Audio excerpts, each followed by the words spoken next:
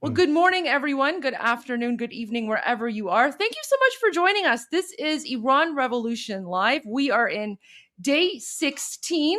I'm your host, Goldie Gamari. Of course, we also have the fantastic Armin Navabi, your other co-host here as well. Armin, how are you doing? Feeling really hopeful for Trump to do something soon because we need him right now. I'm basically checking the news almost every couple of minutes to see if there is an attack because the cost associated with lack of action is increasing. So that's what I'm doing every couple of minutes, just checking the news, hoping that Trump has done something. What about you? You know, I'm in the same boat as you. Actually, I wanted to share. Well, first of all, I've had an incredibly busy morning. I haven't even really had time to think about it really because I've had three interviews already. Fantastic interviews, by the way. Like I'm incredibly honored. I was on Glenn Beck again. I absolutely love Glenn Beck. So enjoyed speaking with him for sure. And then I actually have another interview in about like 10 minutes, so I'm gonna have to go quick. But I did want to share something here because this is really important, and I want to talk about it because I'm in the same boat as you, right? The situation is, oh my gosh, look at this. Like the situation it's very volatile. We're very hopeful, but guys, it's also getting worse, right? So let me show you what I mean here. Um, Let me go to my profile so I can bring this up. um, so this is the message. This is the message that we have received from inside of occupied Iran. Okay. Um, so I just want to read this for you guys. So this is a message from inside Iran. Okay. So these are Iranians who are right now in occupied Iran fighting against the most brutal dictatorship, right? And so they're saying, how are you? After 3 days, I could connect to the internet with very low speed. I don't know how long I have this connection, but this time the suppression forces got torn to shreds, which means Iranians, they are fighting back, and they are in fact being successful, right? Even though they're unarmed, they are still able to go after the Muslim terrorists. But guys, it's not without cost, right? So they continue. They say, we have had so many of ours killed. Two of my family members were killed. Okay. But this is the important part. But they say, but we don't back down. Tell everyone tears are forbidden. We are so close. Lord knows victory is so close. So what Iranians inside occupied Iran are telling us right now, and they want the world to know this message, that right now we're not allowed to cry. Right now, they want us to raise awareness. They want us to share footage of them being victorious, and freedom is near. Freedom is right around the corner. And after the fall of the Islamic dictatorship, that's when we're going to focus on every single one of these savage Muslim terrorists who right now are slaughtering people, innocent Iranians. But we're receiving a lot of messages like this one. So this is what I just wanted to point out. So I know many of you yesterday were like, why don't you talk about the number of people slaughtered, or why don't you show images or footage? This is exactly why, because Iranians in occupied Iran, they don't want us to focus on that right now. They want us to focus on the fact that they're winning. So we are going to continue sharing those videos with you of Iranians in occupied Iran who are fighting back, but also what Iranians outside of the country are doing. Outside of the country. But this is why both Armin and I, and in fact all Iranians, we're very nervous. We're very nervous, and we're praying. We're praying that President Trump acts sooner rather than later, because the Islamic dictatorship, they're going scorched earth. They're going scorched earth, and they're going to try to take down as many innocent Iranians with them as possible. So the sooner that President Trump acts, the more lives he's going to save. So that's So yeah. First of all, I want to make a point and also read a message that actually, adds to that, from a message that somebody sent from Iran. So the best way right now to honor the people who are dying is to win. Exactly. That's is to win. That's what Exactly. because we want to make sure that they didn't die for nothing. So there's no point in just crying and being upset about them. If you care about the people who died, then make sure that they didn't die for nothing. Exactly. So that is why we are going to. And guys, I saw your super chats. So Armin, apparently someone made a compilation. Look at this. Cash Jordan made a compilation post about Iranian mobs storming capitals. So we should go find that and see if we can play that. And then I also have a lot of videos of Iranians outside who are going to the embassies and they're tearing down the terrorist flag and they're putting up the lion and sun flag. Right? Amazing. I The, have a the lot of message that those. I'm gonna so that's good, because the message that came from Iran, that if it's this is a good time to read it or not, like, I'm gonna Yeah, read yeah, that. yeah. Go for it. Go for Um, it. yeah, because it also addresses the Iranians who are fighting outside Iran. It talks about them as well. Okay, so this Go is a for it. message that somebody sent from inside Iran, and it was really hard for this person to get this message out. Okay, so okay, it says, I barely managed to get temporary access to the internet amidst the chaos. Here is truly hell. For us, it smells of victory, and for them, it reeks of the stench of overthrow, and they know it too. Without exaggeration, this is what I've seen with my own eyes. The videos that come out, that are coming in, which barely make it through, might only be 20% of the reality at best. It's impossible to show the entire population. The crowd is in the millions and astonishingly coordinated.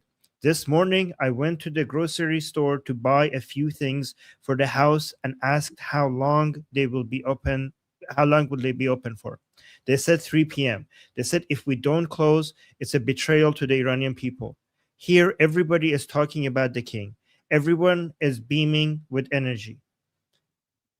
Let it reach the king's ears that since he said he is preparing to return to Iran, the people have gained momentous energy.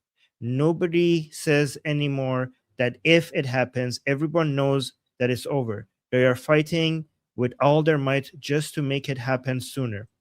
I say it again, in the past few nights, I haven't heard any slogan other than Pahlavi is returning. Long live the king and death to Khamenei. Everyone wants the king. Don't let anyone claim that the people want anyone but the king. The people have such unity as if they've been practicing for this moment for decades. If it was possible to show everything, you will be witnessing by far the most magnificent revolution in history. I swear on this soil that I'm not exaggerating. Tell the people abroad that we've seen your. Oh, this is the part. Tell the people abroad that we've seen your gatherings and we are proud of you. Tell them we kiss your hands. Tell them we know your hearts are with us and know that our hearts are with you. Tell them that the great work that you are doing is no less than the battlefield we are on. The revolution is a team project, and each of us must properly fulfill our duties. Without you, we won't win. So hold your heads high and keep going. Victory for Iran, and the world is just around the corner. Wow. Wow. There, you know what? Absolutely right. Absolutely right. Every single Iranian right now in Iran and outside of Iran, we all have a role to play. Every one of us is playing a critical role. And Armin, you and I, we have pretty much become the de facto, you know, live breaking news. We're our Mahi Artusi provides us with the news, right? And we're here providing all day commentary and sharing all the info and the context with you. So and I actually do have some comments on that, but I actually have to go because I have I actually have a TV interview with a TV channel in India. So I'm pretty excited Oh about wow! that. It's called NDTV. So I'm going to be speaking to people in India about the Iranian Revolution, and then I'll be back hopefully in about 15, 20 minutes. So you're gonna have to take it from here, but I'll see you in about half an hour. Yep. I thank the Indian people on our behalf because they have been very supportive. They have been very supportive. It's been shocking. So thank you. Absolutely. All right, I will be back. All right. So guys, let me actually put this on the screen. Hold on. Yeah. Okay. So these are pictures from inside Iran, and you can see people are saying Trump help. So by the way, guys, let me know in the chat, when do you think Trump is going to do something? Because we really need them like now, like yesterday. Like we need something. We need anything. And yeah, so let me actually play to you what Trump said. Hold on, let me just remember. Not this one. Hold on, where is this? 1 second. Okay, so let's go over the things that Trump said and let's analyze it together. Let's see what you guys think, okay? And let me know in the chat what you guys think when Trump is going to. I think he's going to. I really do think he's going to do something, because given the promise he's made, it's going to look really bad if he doesn't do anything. So I really do think he's going to do. So it's not we're not pushing so that Trump does something, because he's probably going to do something anyways. But if it happens like tomorrow instead of today, we're talking about so many more people killed if it happens tomorrow instead of today, or it happens like if it happens a week from now instead of like now, that would be devastating, because so many people are being killed as we speak. So what do we have to do for this to happen today? Because I know United States is powerful enough to do and able enough, and they have enough intelligence to just do something today. So let me know why do you think it's not happening sooner? Because people are risking they're giving away their lives as we speak, in the middle, like for their country as we speak. So yeah. And by the way, Americans who might be worried about let me actually mention this. Americans who might say, oh, we don't want any what are you talking about, Armin? This has nothing to do with us. We don't want any boots on the ground. We're not asking for boots on the ground. We are asking for just some missile strikes on maybe IRGC bases, or maybe even the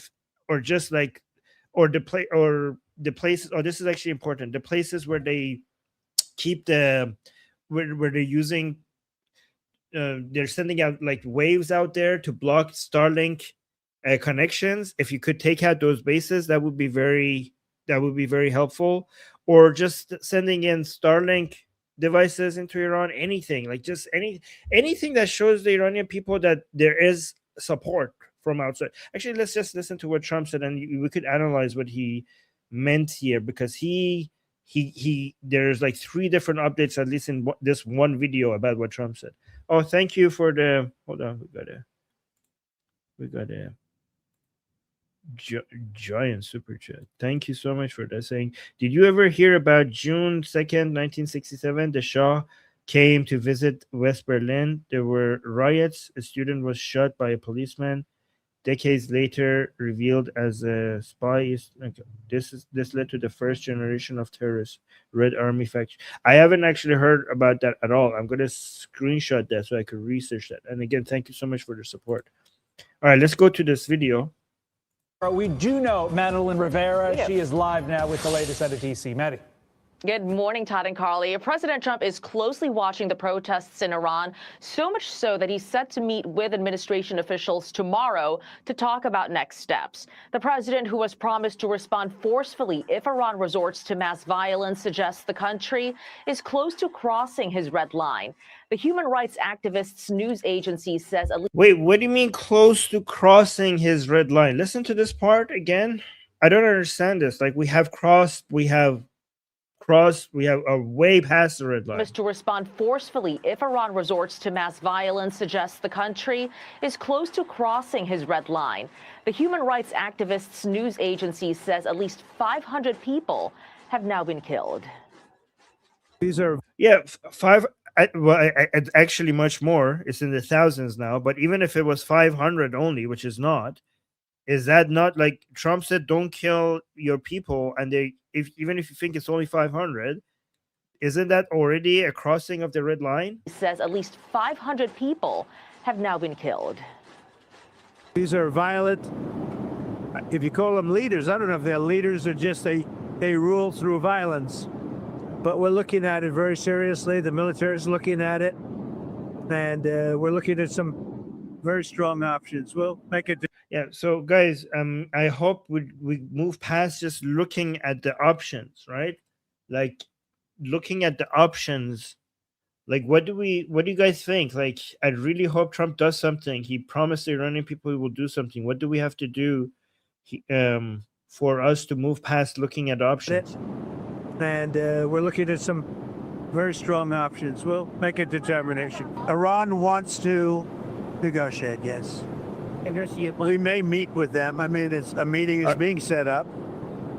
So here's the part that I hope he's trolling them, or this is like deception or something, okay? Because Trump says is like apparently the Islamic Republic contacted Trump and they want to negotiate, which to me it suggests that they are terrified, that they know that this is the end.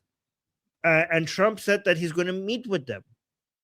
I hope that this is the type of meeting that they were having during the 12-day war, which was a misdirection, because we shouldn't be meeting with the Islamic Republic. I hope he's like trolling them or something, because the Islamic Republic uses meetings to buy time. Right? So what do you guys think in the chat? Let me know in the chat. Do you think why is he meeting with them? Is this a misdirection? Is this just to trick them? Is this to give them false hope? Because negotiations with the Islamic Republic makes no sense. So let's hope that this is just like that famous 5D chess everyone talks about.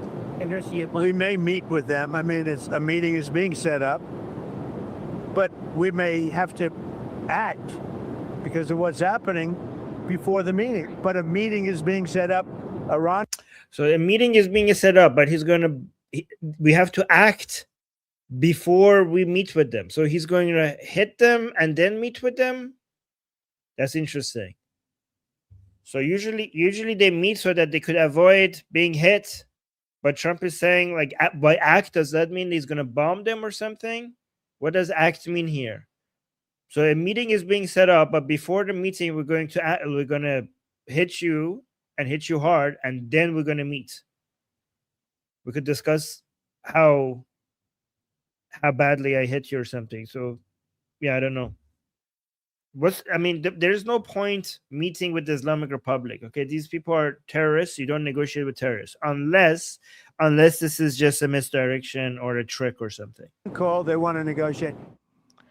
The Wall Street Journal reports the U.S. options are not limited to just military strikes. Officials are also expected to consider boosting anti-government sources online, deploying secretive cyber weapons against Iranian military and civilian sites, and placing more sanctions on the regime. So we got a super chat saying a sitting president cannot tell you what he talks about behind closed doors. Absolutely, this is a troll. He will not tell you anything until he actually does something. Yeah, I understand that, but that's why I'm saying that I'm not suggesting that what he's saying is necessarily what's happening. But we can talk about it though, even though I'm just telling you. The Islamic Republic itself sees negotiations as a way to buy time, and we don't have time. Okay, and I agree with you that the only thing we could judge is what we see will happen. But even if we just focus on that, what I'm seeing that is happening right now is that Iranian people are dying, and we needed action, yesterday. Okay, because guys, the numbers that I'm receiving from inside Iran are much, much higher than what they're telling you on mainstream media. So we are way past the red line that Trump talked about. Way past the red line. And I'm pretty sure Trump has enough access to enough intelligence to know that as well. Far, the Pentagon has not moved any forces in preparation for military strikes, which could be necessary in case Iran does. Wait, did it say the Pentagon hasn't moved? Hold on. That's bad. Deploying secretive cyber weapons against Iranian military and civilian sites and placing more sanctions on the regime. So far, the Pentagon has not moved any forces in preparation for military strikes, which could be necessary in case Iran does retaliate against U.S. troops in the region. Iran says U.S. military bases, ships, and other assets will be considered potential targets. But Al Jazeera reports this. The potential target. The Islamic Republic says that U.S. bases could be potential targets. Guys, never believe that from the Islamic Republic. They're a paper tiger. They are not capable of doing anything. Don't be threatened by the Islamic Republic. Okay, they are always. They always claim to be able to do things that they never are able to pull off. They're a paper tiger. Yeah, somebody's saying Trump promises made, promises kept. USA is with Iran. I hope so. I hope so.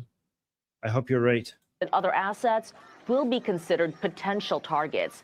But Al Jazeera reports this morning, per Iran's foreign minister, internet could be restored soon as the country tries to project control over the situation.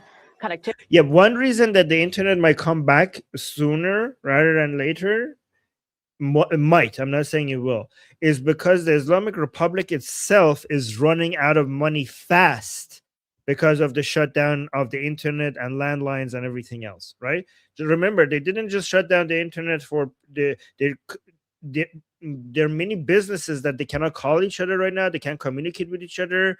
This has the internet shutdown and the landline shutdown and all forms of communication shutdown has effectively worked as a strike itself because nobody can do business. I mean, think about it. You have no internet and you have no phone. Nobody could communicate with anybody. So basically, all businesses have shut down, and a lot of the government's revenue requires business activity. Like if they want to pay people to suppress the Iranian people, they need money. Like they cannot just run out of cash. So think about how scared they are that they're willing to lose this much money, like a lot of money. I forgot what the number was, but they're on a daily basis. The Islamic Republic is losing so much money because they can't, because the internet is shut down. And they're just accepting that because they're so terrified.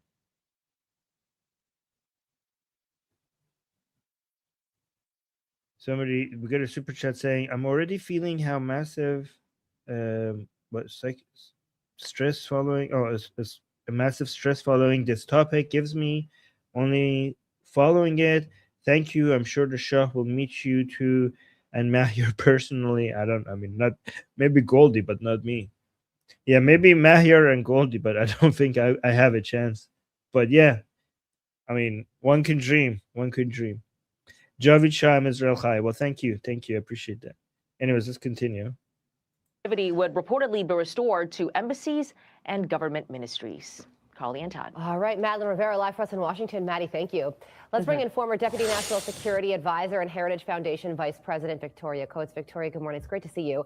Let's start with this latest information that Maddie just mentioned about what Iran's foreign minister is saying today, that protests in the country are actually, quote, under control, and they are now working to restore internet access across Iran. Are you buying that? Well, good morning, Carly. Good to be with you. No, not at all. I mean, this is the third week of protests. This is the most sustained protests we've seen in Iran since 1979. This is in no way under control. But the problem that the mullahs have is every day they have the internet shut down costs them billions of dollars. There you go. That's what she's saying as well. Every day that they cut the internet, it costs them billions of dollars. shuts down their economy. So eventually they have to start turning it back on, or else they're simply going to run out of money. So this is more on them than it is some kind of acknowledgement that they're in control of the country. I think what we need is more sustained pressure. President Trump has done more for these protesters than any American president in history already, and he's prepared to do more. So when you say sustained pressure, that begs the question, what does come next? Here's the president on that. Listen. Oh, there we go. This is If important. they do that, we'll consider things targets they wouldn't believe. If they do that, we will hit them at levels that they've never been hit before. They won't even believe it. I have options that are so strong. So, I mean, if they did that, it'll be met with a very, very powerful force. So look, so Trump has already options that he says is very powerful and they can't imagine it. And he's going to use them if they, for example, attack U.S. interests. Let me see what the question was. Like, hold on. He's prepared to do more. So when you say sustained pressure, that begs the question, what does come next? Here's the president on that. Listen. If they do that, we'll consider things targets they wouldn't believe. So I wish they had the question before. I wish they had the question that Trump is responding to, because I don't know if I think he's responding to if the Islamic Republic targets U.S. assets in the region, then he's talking about the options that the U.S. has available. Okay. So would this be Arvin? Would that so would that be part of the audio then? Like, you know how we were listening to like a longer audio clip? Do you think the question would be there? I think I listened to it. I think that's what he's responding to. Okay. But let's look at the options that they have available, because he says, like, listen to the options. If they do that, we'll consider things targets they wouldn't believe. If they do that, we will hit them at levels that they've never been hit before. They won't even believe it. I have options that are so strong. So, I mean, if they did that, it'll be met with a very, very powerful force. The president. All right. So, Goldie, by the way, I will continue playing the rest, but while you were away, I want to get your opinion on this. Trump was talking about, he mentioned that the Islamic Republic has contacted Trump and they want to negotiate. And Trump said that he will meet with them, but before, he said he will act first before he meet with them. We here in the chat, we agreed that this is probably like him trolling them. Well, is this something he said today or yesterday? This is just from, well, let me see. This is because remember, we already played that short clip where he says, I'll meet. This is from 6 hours ago. Wait, isn't that the same one from last night? Because look, it's Sunday. It was posted 6 hours ago, but that's it is yesterday, but we didn't play this video. We played you know what? Audio. Oh, you know what? I'm sorry. I forgot. So we did play it, but that's when you weren't here. That's when you were on your Persian. Oh, okay. Sorry, I got confused there. But so no, I'm glad you're playing it again, because this came up last night. So so you want my opinion on this? So my opinion last night, because a lot of people were like kind of like, oh my gosh, like he's gonna negotiate. And like this is what I said.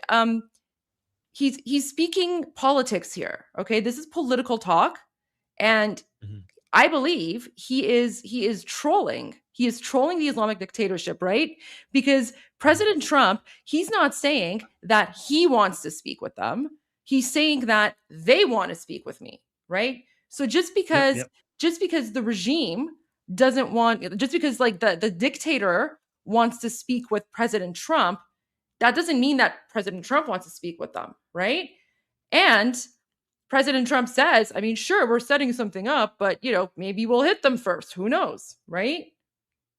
I mean, if the president of the United States, right, if the most powerful man on the planet, if he wanted to meet with someone, he would do it right away, right? Like President Trump calls obviously anyone. They contacted him first. But and he's saying that he's saying like, so they want to meet with me. Yeah, sure, we'll set something up, but I don't know, we might hit them first. Yeah. Maybe not. Like that's literally a political troll. It's literally a political troll, because if he wanted to meet with them, he would have already met with them. Yeah, I mean he doesn't. They want to meet with him, like you said. But here's that's the what other he thing. did during. The other thing I also That's what wanted he to did. point Let out. me just Yeah, let yeah. me just make one point. Okay. That's what he did during the 12-day war. He set up like a negotiating plan with the Islamic Republic, and while they were going through, he bombed them. Right? So the Islamic Republic was under the impression that because we're in the middle of a negotiation, Trump is not going to do anything. But then in the middle of the negotiations, he bombed Natanz, Fordow, and the nuclear site in Isfahan. So I'm hoping this is the same as before. That's what I think so too. The other thing I want to point out is I didn't think about this last night. Again, no politician will say something without a reason behind it, right? And President Trump is really smart. So he chose to give this information, right? So he chose to let the world know that the dictators want to speak with him to negotiate. So guys, you also have to translate that part. If the Islamic dictatorship, right? And Armin, can you bring up that video of, like the jihadis who are like chanting death to America in the parliament? Can you bring that up? Oh yeah. Okay.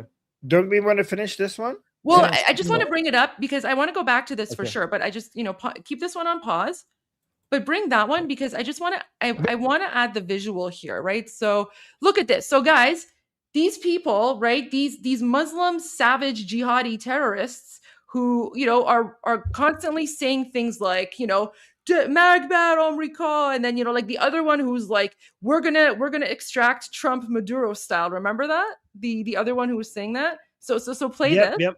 Play this here. That was so delusional.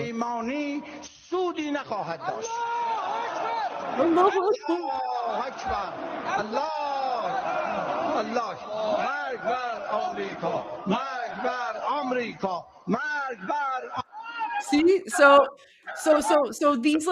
these Muslim savages who are literally like Allahu Akbar, right? And then they're like Magbar America, like death to America, right? These are the people, these are the Muslim terrorists who are now begging Trump for a meeting. So they are now begging President Trump for negotiations, right? So come on, guys. So the reason President Trump is even bringing this up is because he's basically telling the world, like he's basically saying without saying it, he's like, these guys are over, they're done. Because if these like people are so confident, how the heck did they go from death to America to please President Trump, please rescue us, right? That's what they always do. Yeah. They're two-faced. They show strength and they pretend that they have a lot of strength, but they're pathetically weak. And by the way, for context, guys, this is Ghalibaf, this is in the parliament. This is the Majlis. This is the Islamic Republic's parliament. When they're chanting death to America, they're saying Allahu Akbar, death to America, and then at the end they say that they want to be martyrs. Okay, and again, Trump, if you want to negotiate with them, this is their dream. They all want to be martyrs. They all chanted that they want to be martyrs. So please just make all their dreams come true, all of them. Yeah. but this is what I want to point out, right? So because guys, President Trump could have easily kept this information to himself, right? President Trump didn't have to come out and say that they want to negotiate with him because he's obviously not interested in negotiating, right? The reason that he said this is basically to embarrass them, right? Because this evil Islamic dictatorship that's been chanting death to America for I don't know however many long, plus that one guy, I don't know, whoever like was saying like we're gonna extract Trump Maduro style. Can you bring that one up? Right? Yeah, so literally like 3-4 days ago, these Muslim terrorists, right? 3-4 days ago, these Muslim terrorists were saying that they're going to kidnap Trump and they're going to like instigate a revolution in the United States. Now they're begging President Trump for this guy. Jeez. So do you want to translate or do I translate? You translate. You're better at that. So this is state TV. This is state TV by the Islamic Republic. So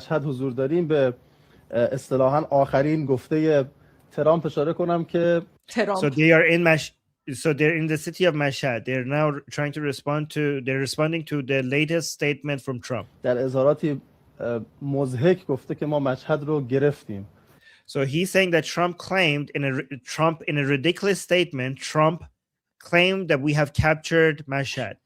By the way, they're misrepresenting what Trump said. Trump said it seemed like the people of Iran have captured Mashhad, but these people are doing a straw man. They're misrepresenting what Trump said. Yeah, they're basically saying like Trump said that America has captured Mashhad. Like it's very weird. Mashhad.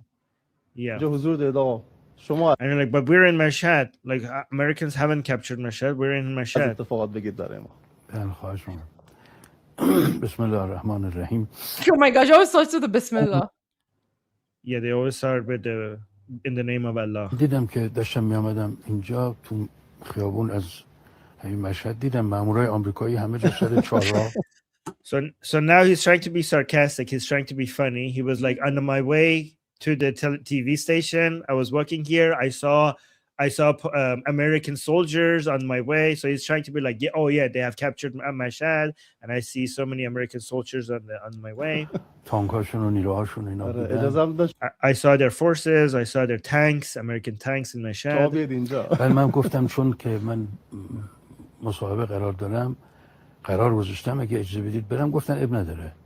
Okay, he's just really trying to make it funny. He's saying like, oh, but they told me, I asked them, can I go to my interview? And they said, like, sure, you can go. He's just trying to be funny and sarcastic. یعنی ترامپ اجازه داد من بیام. Oh, Trump allowed me to come. ما باید انشالله ترامپ رو اگر بشه یک مثل کاری که اینا با مادورو کردن ما یه همچین کاری باید با ترامپ بکنیم. He's saying the thing that they did to Maduro, the thing the Americans did to Maduro, we should do the same thing to Trump. You know, Goldie, they say, Shator dar khab didat binat pambedane. Oh my gosh, that's a good one. Yeah. Oh my gosh. But guys, so this, like, do you see how insane these people are? Like, this interview was from what, like 2-3 days ago? Yeah, 2 days ago. Yeah, 3 days ago. Yeah. So 2 days ago, the terrorist Islamic dictatorship on state TV, they're saying, oh, we're going to do to Trump what Trump did to Maduro. And I know you guys, you can't understand Farsi, but go back and play that clip. And guys, listen for the words Trump. So in Persian, we say Terump. It's just how it's pronounced. So Terump. So he says Terump, and then he also says Maduro. So you guys will be able to like catch that part. So go back and play it. Listen for Trump and Maduro. Okay, where was it here? یعنی ترامپ اجازه داد من بیام. ما باید انشالله ترامپ رو اگر بشه یک مثل کاری که اینا با مادورو کردن ما یه همچین کاری باید با ترامپ بکنیم. There you go. ببینید طبق Sure, buddy, sure. قوانین crazy people. در خاک امریکا و در سراسر جهان علیه منافع آمریکا و مقامات متصل به آمریکا. So he's saying because of the Trump's threat against Mashhad, we now have the justification to attack all American interests in the region and everybody connected to America and Israel. هر نوع عملیاتی رو انجام داد. حالا این آدم پلید رو سگ زرد وحشی. So he's saying this wild yellow dog. So by the way, they refer to Trump as a wild yellow dog. Probably because his hair is blonde, right? So they call him a yellow-haired dog. Yep. Very rude, by the way. But think about it. Like, guys, before we continue, do you know of like any other like, political figure who refers to another politician as like a yellow-haired dog or something? Like, do you see how like classless and uneducated and savage these people are? Like, these people literally belong in like the 7th century, right? Like these people aren't politicians. They're basically like Islamic terrorist oppressors, right? Because who talks like that? It's Muslims, very wild. The reason why he's using dog as an insult is because, like, in Islam, dog is bad, right? Yeah, they're but haram or whatever. Yeah, they're najis. But so it's an insult to call somebody a dog. Yeah. So there you go. So I wanted to share that part with you. Yeah, no, I just want to share that part because what's really funny is that 2 days ago, like they're basically on Islamic regime state TV, and they're like, oh, we're gonna capture Trump Maduro style, and we're gonna attack America, right? And then now, of course, President Trump, like, he's a very intelligent person, he's a smart person, he gets briefed on all these things. So I guarantee you he saw that clip. So this is why, like, when President Trump said that the dictators have reached out to him to negotiate, that's on purpose, right? Because the only reason that 2 days later they're reaching out to him to negotiate is because they know that the Islamic regime is over. They know that like it's going down, and so they're trying to save their hides, right? So guys, that's the political message behind this. So I don't understand why the media isn't picking up on this, because when I heard him say that basically, like, this is a confirmation to me, right? As a politician, former politician, I do the analysis. That's a confirmation to me that the Islamic regime is over, right? So I don't know why people are panicking. But I thought it was pretty funny that he said that. All right, should I play the rest of this? Yeah, please. Because this lady is from the Trump administration, and I think she has some good information. Oh, so good. Let's go to her. I have options that are so strong. So, I mean, if they did that, it'll be met with a very, very powerful force. The president speaking there in generalities. We'd like you to address the question with some specifics if you can. What should the president do, and when should he do it? Well, he'll have a range of options, Todd, but what he's demonstrated with the action against Nicolas Maduro is we have capabilities the mullahs in Tehran can't even imagine, and they know that. And what's more is we have a partner in the region that can also reach out and touch them anytime. That's Israel. And so we have this range, as I said, of options that can be implemented against leadership. We have additional technological options that we can use to get internet access into the protesters if they continue to shut down the internet. So we are going to look at that range. But what's also really critical about the president's options is he has already demonstrated that he will use them. The B-2 bomber strike in June showed that he will use kinetic American force. Now, at the same time, he's saying, I will negotiate. If they want to talk, he'll talk. But if they refuse to come to the table and stop this horrible persecution of the free Iranian people, then he's going to strike them. And they know that. Victoria, one of the things that I was wondering about, the fact that we know that the president is meeting with top officials tomorrow and some of the options that are on the table, that's all been publicly reported. What do you think about that being made public? A lot of people will learn about this with deep interest, but does the public reporting on this undermine what the administration can do moving forward? No, because they're not going to give all the details. No, I don't think so, Carly. I think what it does is it signals to the Iranian regime that they're very serious. Now, what they discuss in that meeting will rightly remain secret. And that's as it should be. But for the regime to know that the American administration is meeting all of the senior people, all the people, I might add, who planned the Maduro operation, are getting together and discussing these options, that's a big warning to them that they should stop this crackdown. They should start to look at liberalization, ways that they can give the Iranian people their freedom, give them a voice in their government, or else something much stronger is coming. From Iran to Cuba, President Trump says the administration... All right, I don't want to do the Cuba part. Now they're going to talk about Cuba. So I have another video that was just sent to me that is in English and gives a summary about short summary about the MEK. Yeah, let's do that. Let's do that because people need to know about the MEK, especially since, remember, guys, for those of you with us last night. Oh, Armin, were you here when we showed the MEK video? When they truck? went through the crowd? Yeah. Yeah. Okay. Yeah. I was here when I was shouting, like, oh, I remember I said, Goldie, it's true. Remember you were wondering if it's true? And then yeah. Somebody gave us a super chat. Yeah, so that was when happened. Yeah, okay. All right, so this is should we update people about the truck or should just show the video? Well, no, I think why don't we can show we can show the truck too, right? So let's show you guys, because we have been telling you guys for a while that the MEK is terrorist, right?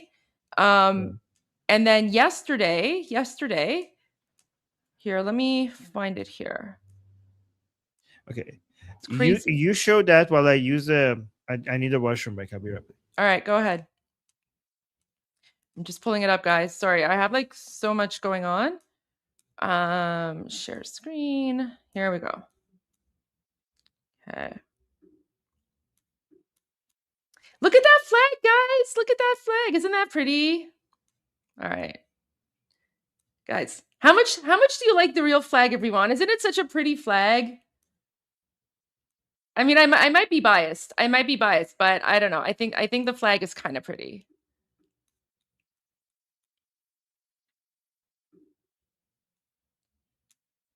So, okay, here we go. Here we go. Look at this. Look at this. So the MEK, right? The MEK, they're basically these Muslim, like they're Islamo-Marxist communists, right? And they are very, very dangerous. So Armin actually has a video that he's going to share, which is going to provide a good breakdown and explanation of the MEK. But look at what they did yesterday. Like, these guys are basically like communist sleepers. Like, so they're not communists. They're Islamic communist sleeper cells, right? And you might think, okay, well, you know, how does that work? Because communism and religion don't go together, right? That's how low IQ these people are, right? Like, unfortunately, for some reason, it seems like in Iranian politics, we literally have the most low IQ people when it comes to like terrorism and communism, right? Like, we have low IQ terrorists who go on TV and like, you know, oh, we're going to kidnap Trump, right? Which is like ridiculous. And then we also have like the low IQ communists who are like communist Muslims. Like, it's the whole thing is weird, guys. I'm telling you, honestly, it's like a soap opera. What we've had to deal with. But anyway, so these communists were part of the 1979 Islamic Revolution to overthrow the Shah. And look at them. Look at what they're doing here. Like, they're literally driving through a crowd of peaceful people. Look at that.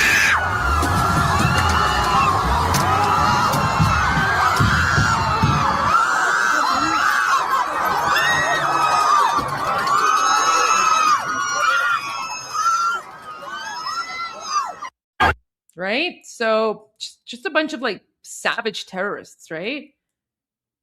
Communists are just as dangerous and just as bad as jihadis. Yeah, this was yesterday. This was yesterday in Los Angeles. Yeah.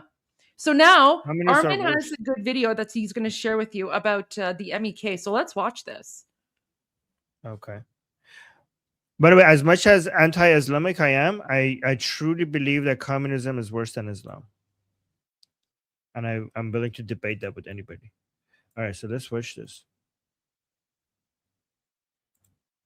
After graduating college, basketball star Lee Hawkins joined the Army, where after 2 decades of service, he was assigned to Iran. It would be his last assignment. On the morning of June 2nd, 1973, he stepped out of his house and 2 terrorists killed him in a drive-by shooting. They were members of the Islamo-Marxist terror group, the MEK. Paul Schaefer, born in the small town of Bryan, Ohio, was a decorated Air Force officer who served in both Korea and Vietnam. His friend Jack Turner served in the Air Force for 23 years. They too were assigned to Iran, and on the morning of May 21st, 1975, 3 gunmen stopped their car, threw them to the ground, and shot them, execution style. They too were members of the MEK. What would you say if American politicians were endorsing this group? What if they were taking tens of thousands of dollars from them? 50 years have passed since these American heroes were murdered, but Americans don't forget. Don't let our politicians forget. So I think this was an important video because a lot of our viewers are American and think that when we are anti-MEK, they think that this is just our internal Iranian politics and like, oh, okay, you guys have a problem with MEK. No, you as an American, you should have a problem with MEK because MEK killed Americans. And now some of your politicians are supporting the terrorist group that killed Americans. So this is not just an Iranian issue. This is an American issue. So Americans should hate MEK as much as Iranians. They also burn your flag. Do you have the flag burning video? Yep. They go around burning the American flag, yelling "Death to America." Like, they're just as bad as the Islamic terrorists. I mean, they don't do it anymore because they change colors. They're really good at changing colors, right? Yeah. But this was them before.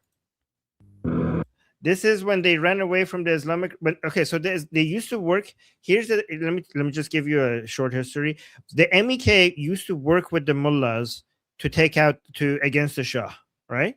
They were anti-Shah. They worked with the mullahs, and once the Islamic Revolution of 1979 was successful, they were supporting the mullahs, and they wanted more execution of people who were against the Islamic Republic. Okay, so they were campaigning hard on trying to get the mullahs to execute more people.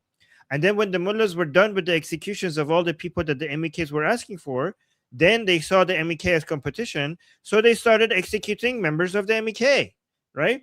And the MEK started running away.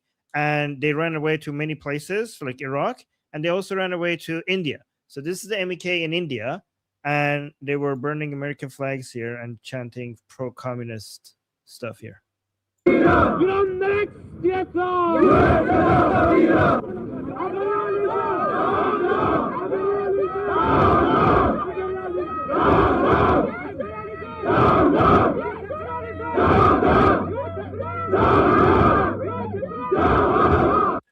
So there's that.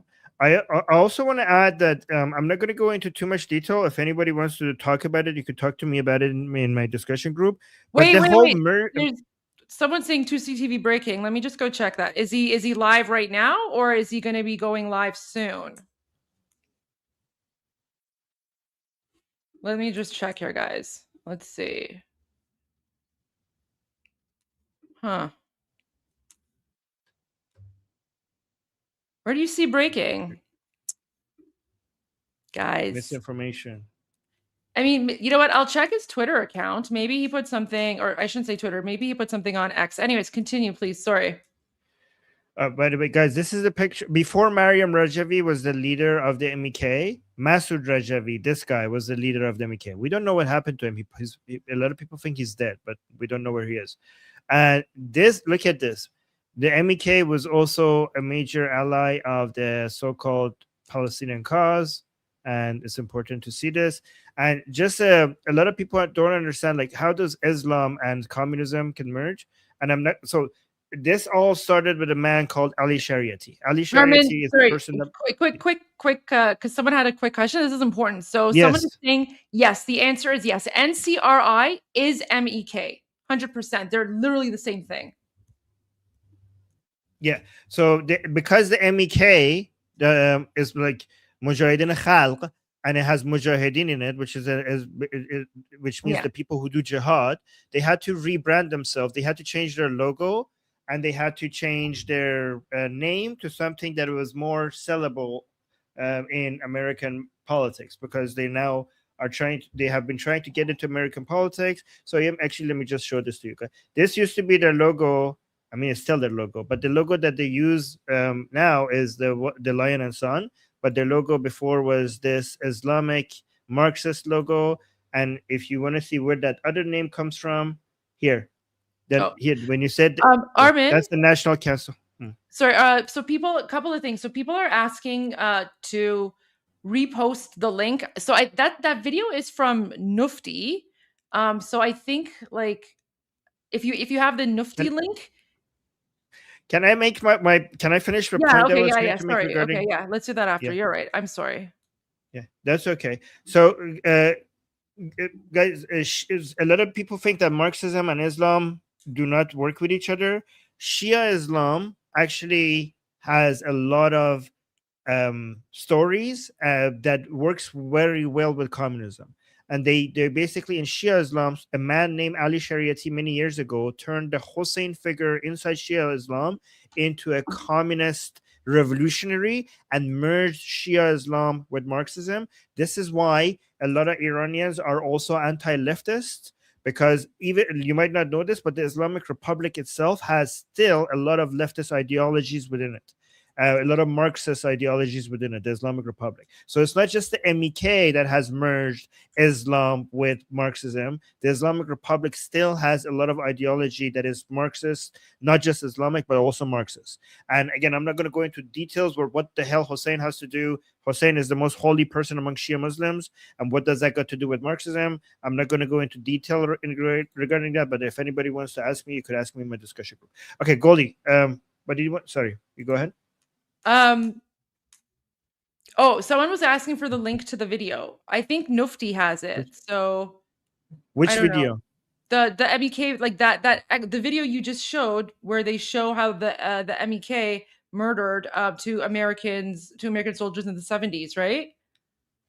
That's not from Nifty. That Arya Farpuri it is because it's like I see the Nifty logo on the top there. So, anyways, but if you can, you're right. College basketball star. Yeah, because Nifty. Oh, you're right. Okay. Yeah, and guys, I know 2C is going live in 30 minutes, so we'll go to 2C. That's fine. I put the link up top in the YouTube live chat as well. So yeah. Can you send it to me as well for people who might want it in my chat? The link? Yeah, sure.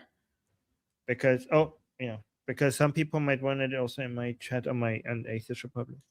Yeah, I'll send it to you. Thank you. Okay, and I also have an interview in like 2 minutes, so it's just a phone interview. Oh, it's just a phone interview, so I'll be gone for like 5 minutes. Oh, okay. I thought that was the link to the Nufti video. Okay. Oh no, not the link. Sorry, I thought you meant to 2C. No, I don't have the link to the Nufti video. But okay, I'll be back in a few minutes. Oh, okay. I have a radio interview. That's why. Okay, sounds good. But this is my last interview of the day. I don't have any more interviews today. So after this interview, I'm going to be around. Okay. All right. So hold on. Let me show you this beautiful video. Okay, so this is a beautiful video from, I think it's from last night. I'm not sure. I think it's from last night, from inside Iran. And you can see that she's just walking in the streets. Okay, she's not in a middle of a protest. There's nobody around her. Okay, there's nobody around her. She's just by herself, and she's giving us the first part of the chants, and the people from their buildings are just shouting out the window and responding to her. So just watch how beautiful this video is. She's just walking through the streets, and this video demonstrates how united Iranian people are, because she's just walking through a random street and she's giving the first part of the chant and people respond. So I'm not going to translate at first, or should I? No, just watch it because it's glorious, and then I'll translate later.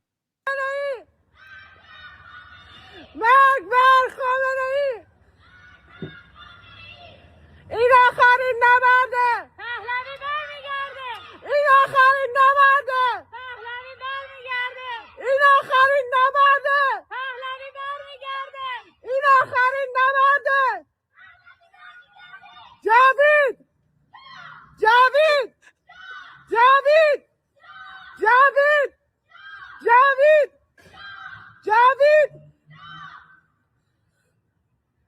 خدا شکر خیلی باحاله.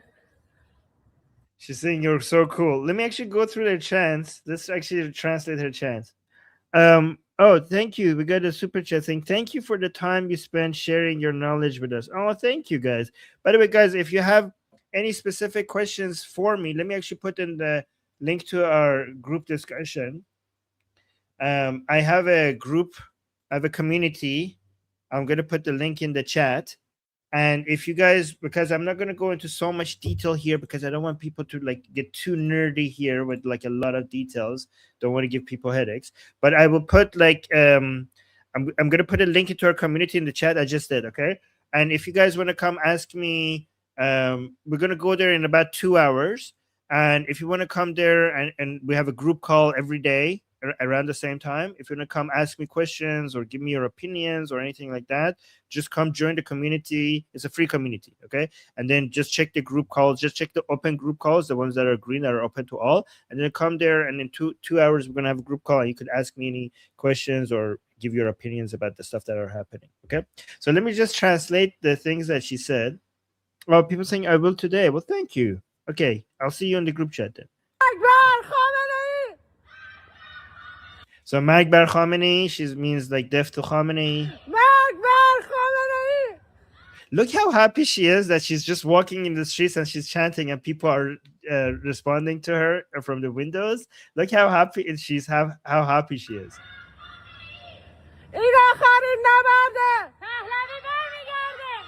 Okay, so apparently someone is also with her. So the people from the window, she said she's shouting, "This is the final battle," and the people from the window are responding, "Pahlavi will return." So this is the final battle. Pahlavi will return.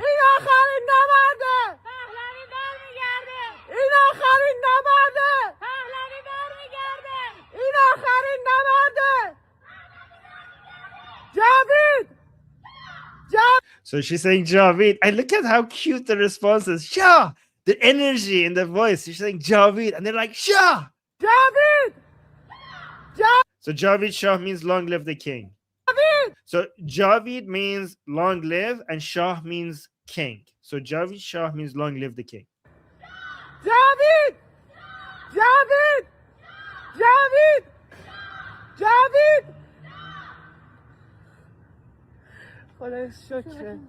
She's saying Khodaya Shukrat, which means thank you God. When she's thanking God, what do you guys think she's thanking God for? She's thanking God for having such great people, because she doesn't know who those people are. She's just walking in the streets and chanting, and people are responding. So when she says thanking God, she's basically thanking for having such beautiful people. خیلی باحاله. آفرین. She's saying you guys are so cool, and she's saying good job, guys.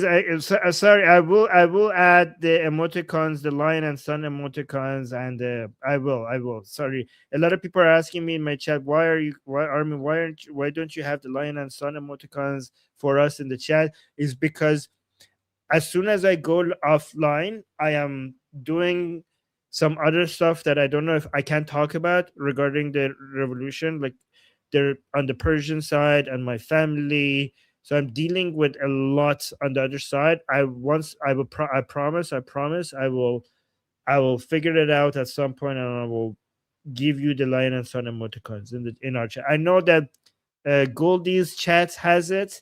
So guys, we're jealous of you on the Atheist Republic channel that you guys have it, but we will also add it to our channel, okay, at some point. Okay, I promise you guys. I'm gonna watch this.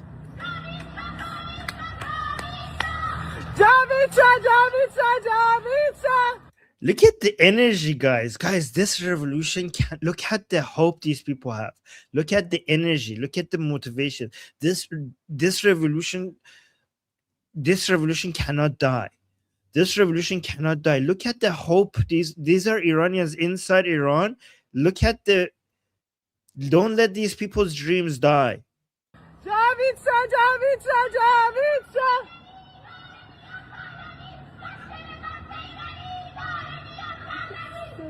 زجه بزن سید علی داره میاد پهلوی. So this one is cry hard Khamenei, because Pahlavi is returning. So this, I love this shit. زجه بزن سید علی داره میاد پهلوی. So cry Khamenei. Sayyid Ali means Khamenei, okay? Cry Khamenei, Pahlavi is coming.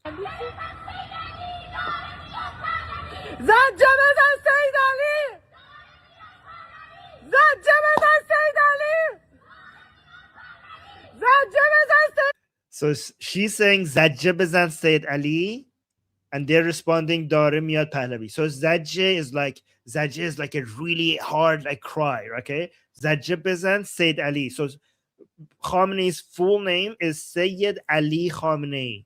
So Sayyid Ali Khamenei. So when they say Zajja bezan Sayyid Ali, they're referring to his first name. I mean, his first name is just Ali.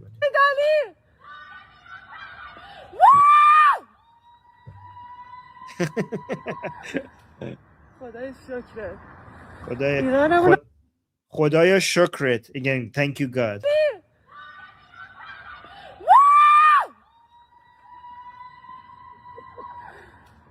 خدای شکرت ایرانمون رو آزاد کن. Free our country. I think she's talking to God here. ایرانمون رو آزاد کن. She said like free our country. آزاد کن ایرانمون رو. Free our country, free our nation.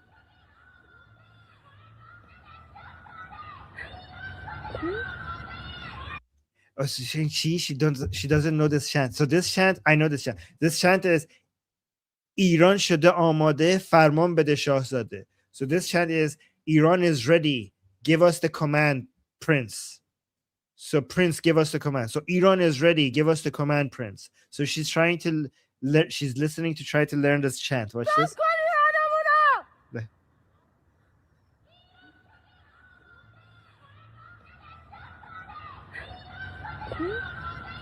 She's saying chi. She's like, what? What is that chant? فرمان بده شاهزاده ایران شده آماده. Oh, so her friends are telling that chant. So yeah, now she knows the chant. Oh my God. شاه پهلوی برمیگرده. پهلوی برمیگرده. Guys, that chant that she didn't know, that was one of the older chants. Okay, to me, this suggests that the Pahlavi movement has grown very significantly in the past few months. Okay, so the fact that she knew like some of the new ones, like obviously everyone knows Javid Shah, right? Or Ina Khari Nabard Pahlavi Barmgad. These are some of the more recent chants, but the one that she didn't know this is actually very good, because the ones that she didn't know was a little bit of an older chant, which means that the Pahlavi base has grown very significantly in the past few months. Do you understand my analysis of why this is really good? That she knew the more recent chants and she didn't know some of the older chants. That means that she's a newbie, and that means that the base of Pahlavi has been growing really fast among young people in the past couple of months.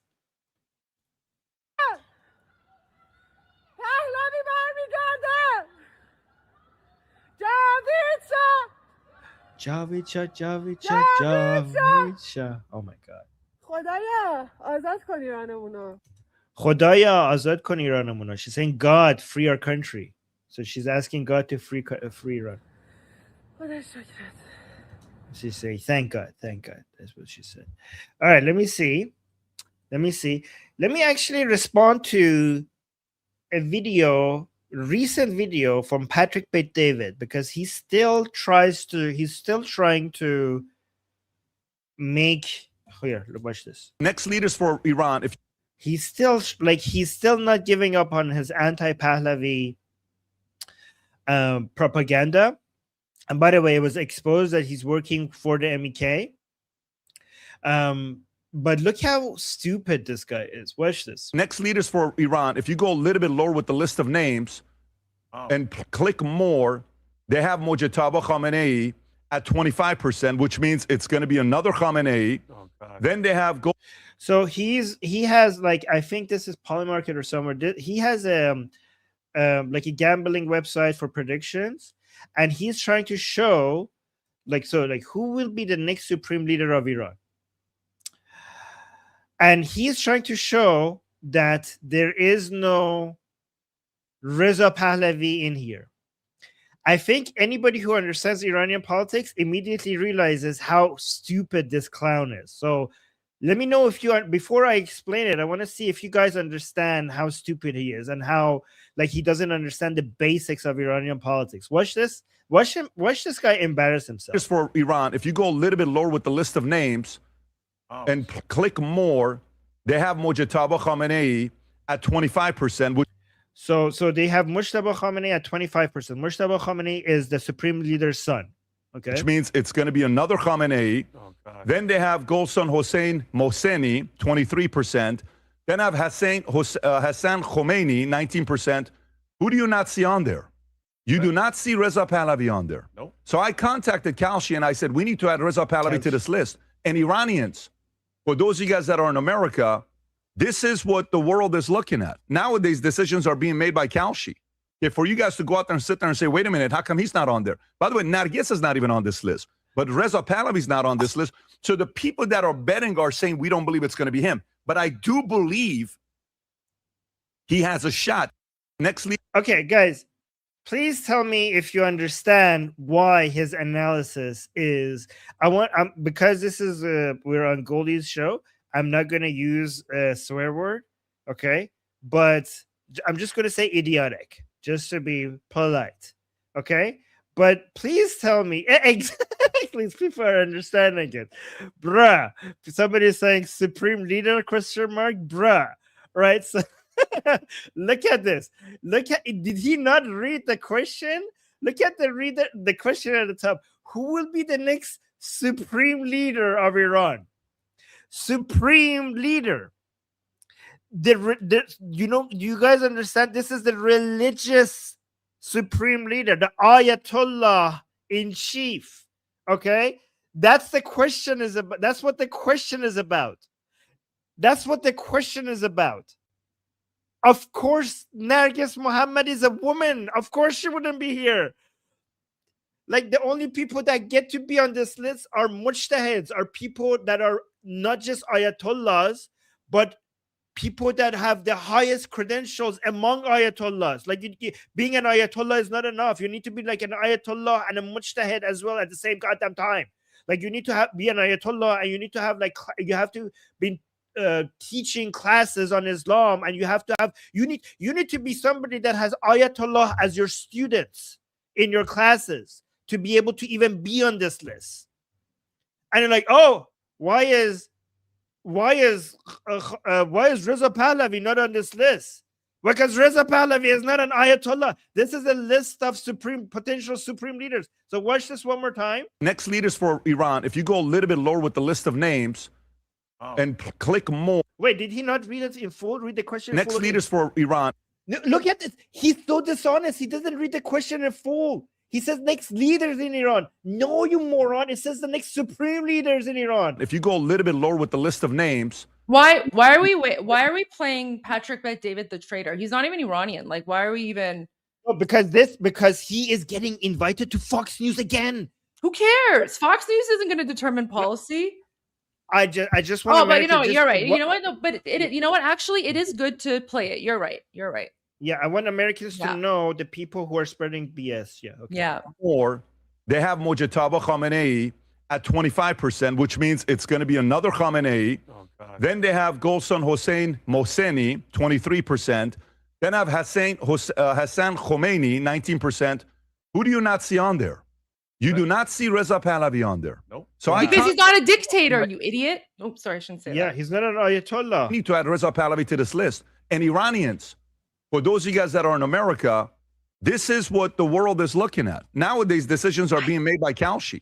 Okay, for you guys to go out there and sit there and say, wait a minute, how come he's not on there? By the way, Nargis is not even on this. She's saying Nargis is not there. Nargis is a woman. First of all, Nargis shouldn't be there because she's MEK and the leftist. The list literally says supreme dictator.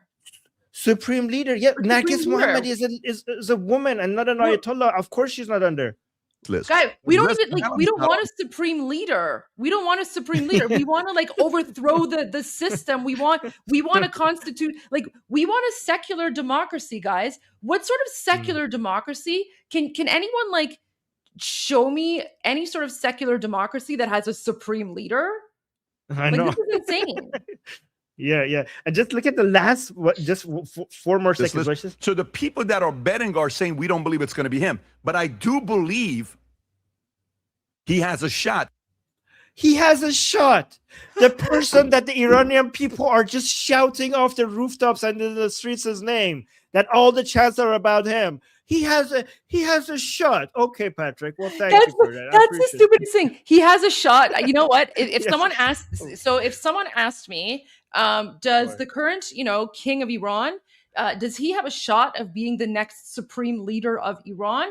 My answer would be 0, because we don't want a supreme leader. We're getting rid of that entire political system. and we're going to bring in a secular democracy, and whether or not it's going to be like a republic or a constitutional monarchy, that's up to the people. But no, we don't want a supreme leader. Like, I don't even know why PBD, like, I'm sorry, he's retarded. I'm sorry, he's retarded. I'm gonna say it. Oh my God, you said okay. Thank you. You said it. I was trying to so hard not to use that word. I was like so many times gonna say that. Like, guys, we're on Goldie's You should show. hear We're the not radio gonna use interview I just had. I'm trying to get the audio. Okay, send us. Yeah, can play it for us. Well, I'm trying to get the audio, but I went off on the radio interviewer that I just had, because we were talking about, like, all this, the dictator, the Islamic regime, and then she just like, oh, I remember I covered the 1979 revolution, and the Shah's reign was just as savage, and I was just. And I just kind of, it was a radio interview, right? So I'm just like, So I let her go on. Yeah. And I was like, actually, that's propaganda. What happened is that the communists and the Islamists put out fake news, and then the Western media spread the fake news of the communists and Islamists. So I was basically blaming her. Yep. So I was like, so the Western media are part of the reason why that happened, and we were living under a dictatorship. And then she's like, oh, well, like different opinions. And I'm like, well, people's, the only opinion that counts is the opinion of Iranians. We know what happened. We know who we want. And there's a reason that, so I went off on her. So that good. I don't think she was expecting that, but I was like, oh, so, cause she wanted to, this is what I hate about like these old school reporters. And they're like, oh, well, I covered the 1979 revolution and the Shah was savage. And then I even was like, really? The Shah was a dictator? Women in Iran had the right to vote in 1963. What kind of dictator does that? And then she was like, well, thank you for joining us. Have a good day. And I'm like, yeah, bye. Good job. The Shah with his white revolution give the right to vote to women ahead of some European countries. Yeah. We had the right to vote for women in Iran ahead of European countries. Yeah, exactly. And by the way, guys, like if you like right now we're in the middle of a revolution, but like both of us have spoken extensively about Iranian history. There was never like a women's suffragette movement. There was never like a women's suffragette movement in occupied Iran, because the Shah of Iran, like, he gave women the right to vote before there was even a women's rights movement. Exactly. Like, I'm so sick and tired of this like Western media. Oh, the Shah was also a dictator. And then, the other thing I also said, and then what she said is like, well, the Shah left, he was ill. And I'm like, well, you know what the difference between the Shah and the Islamic regime is?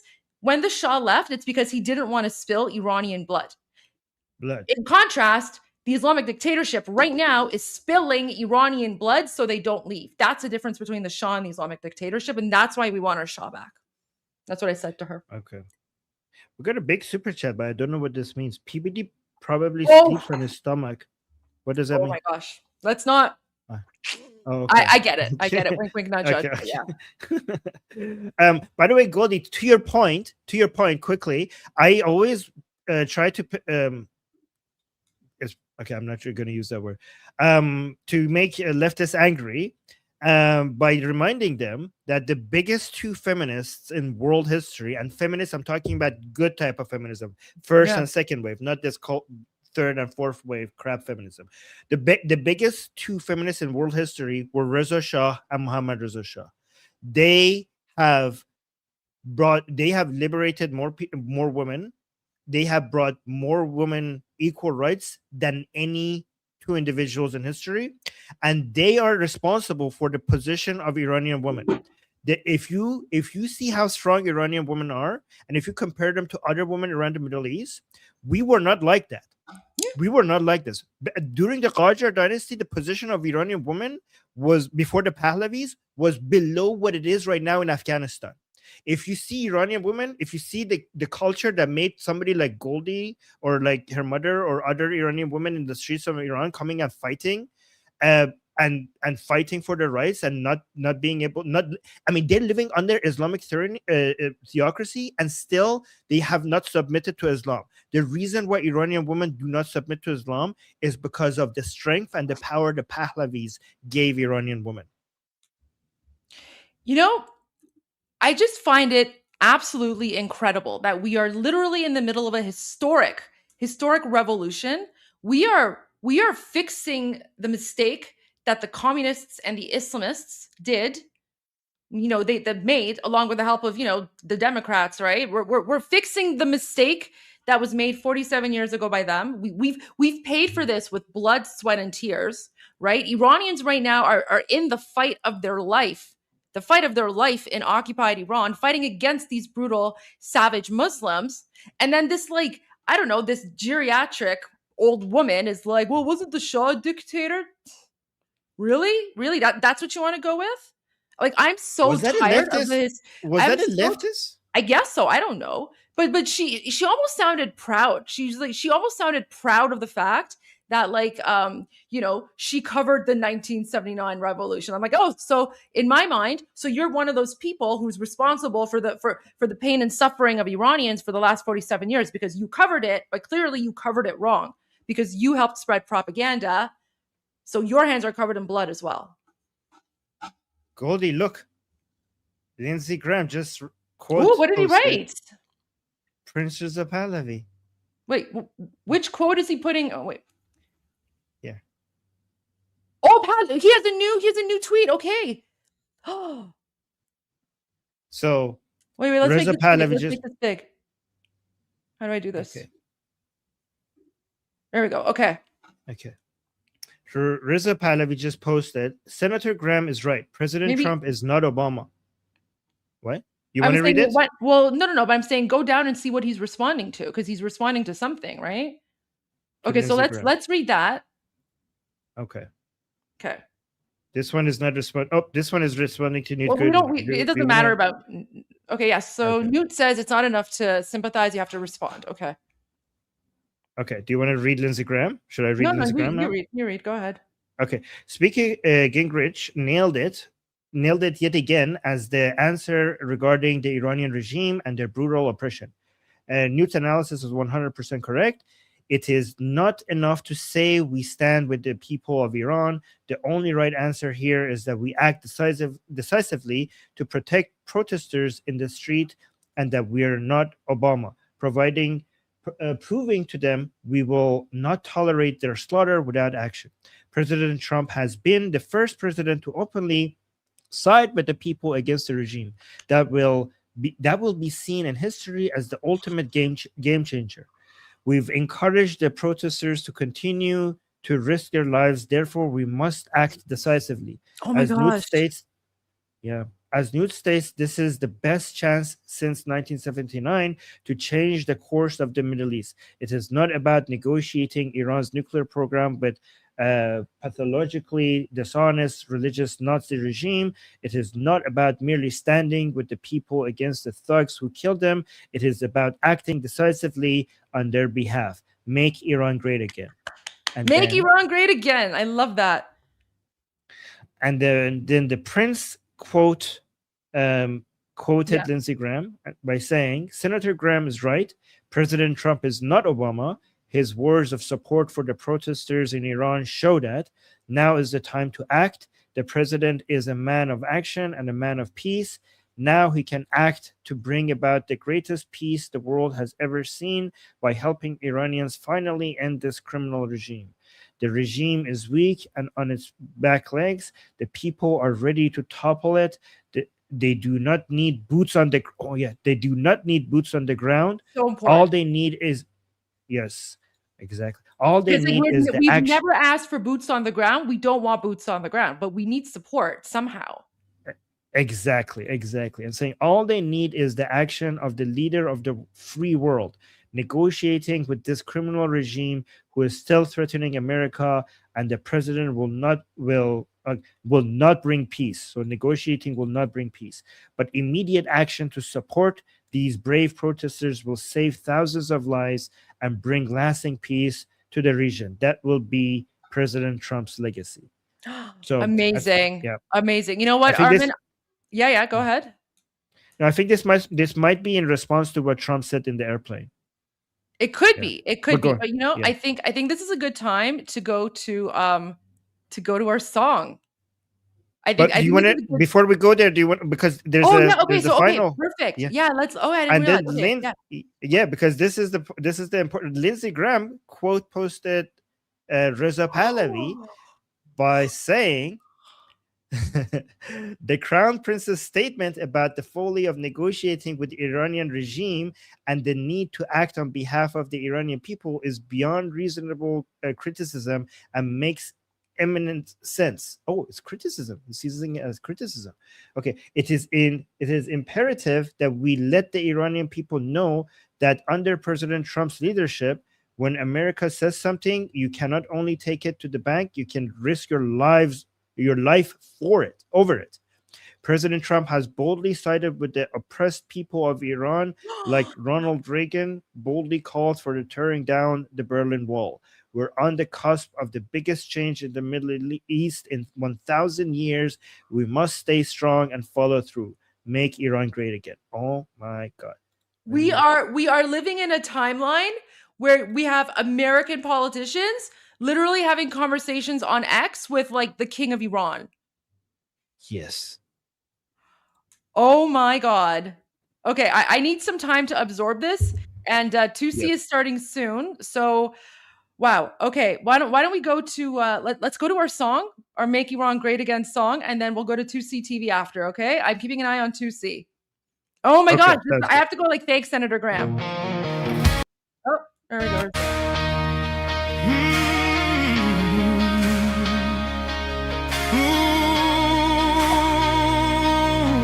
Guys, I think it's happening. I think it's happening tonight.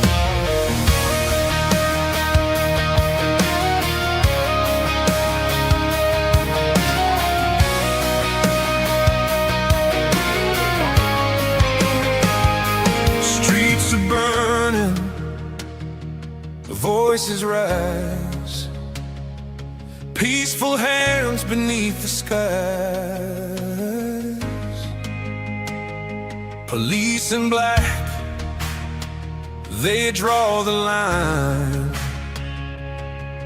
Basic GIRGC crossing every sign. They shoot at us, no shame, no fear. 11 souls have gone this year. We march with hope, we stand as one. Oppression ends, the fight's not done. Mr. Trump, a genius, bold and strong. You never surrender, that's where we belong. Act, Mr. Trump, we're calling you tonight. Act, Mr. Trump, be the fire, be the light. Locked and loaded, you said it loud. Hear the cries, hear the cries. Turn away, hope is rising, lead the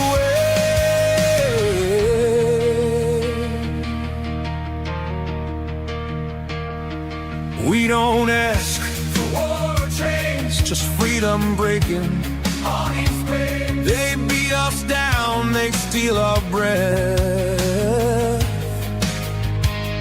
Khamenei regime survives on fear and death. The world is watching. Time is now. History waits for your vow. From Tehran streets to every land, we reach for the steady hand. Don't let Democrats rewrite you out. Don't let them say trap always chickens out.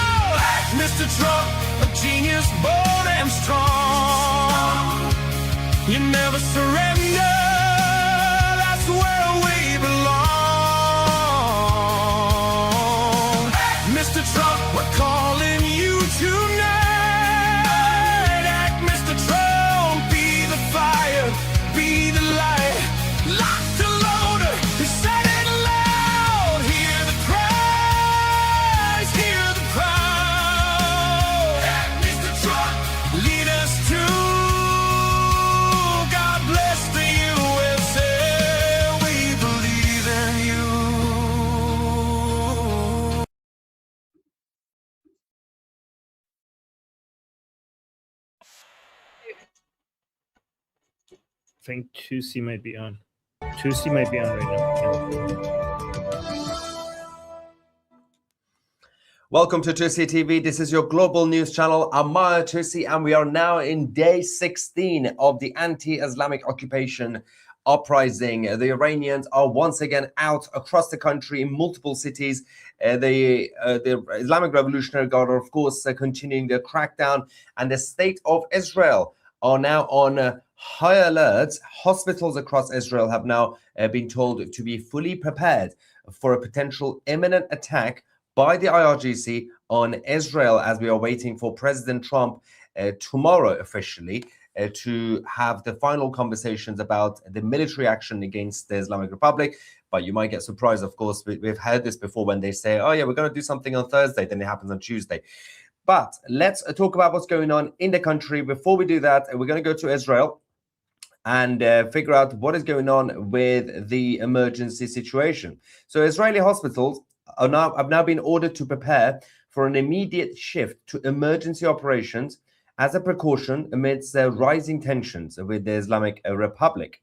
The instructions have now outlined preparations for mass casualty scenarios, moving operations to protected areas, mobilizing the medical staff and discharging patients, and scaling back non-urgent care.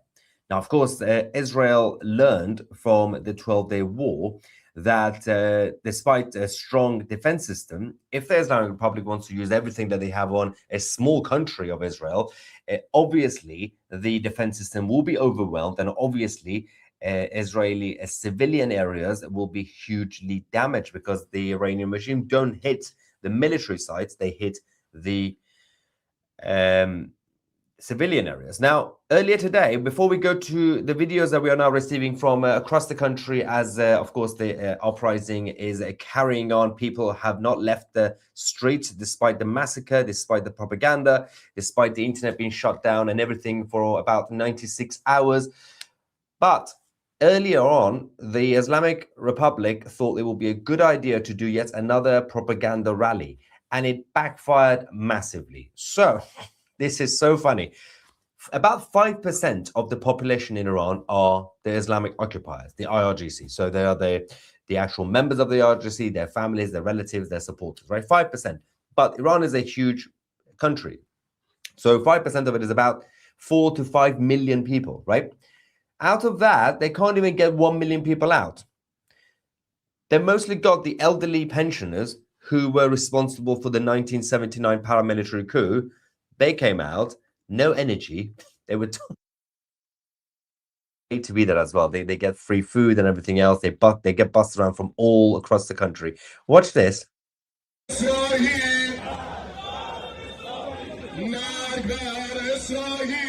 Death to Israel, they say. They're chanting death to Israel. Death to America. This is so embarrassing. Look at it.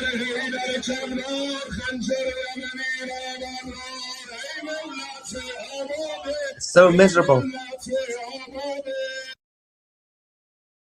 I just really needed to pause for a second. Do you see like the utter nonsense that we have to deal with? Like literally, it's like a bunch of like old geriatric men who are just like Allahu Akbar, right? But and then they're like chanting like yes, like guys, like I'm telling you, like it's insane. Like this is the insanity. But guys, so here's the thing. Okay, I just want to point this out, and I'm going to go back to 2CTV.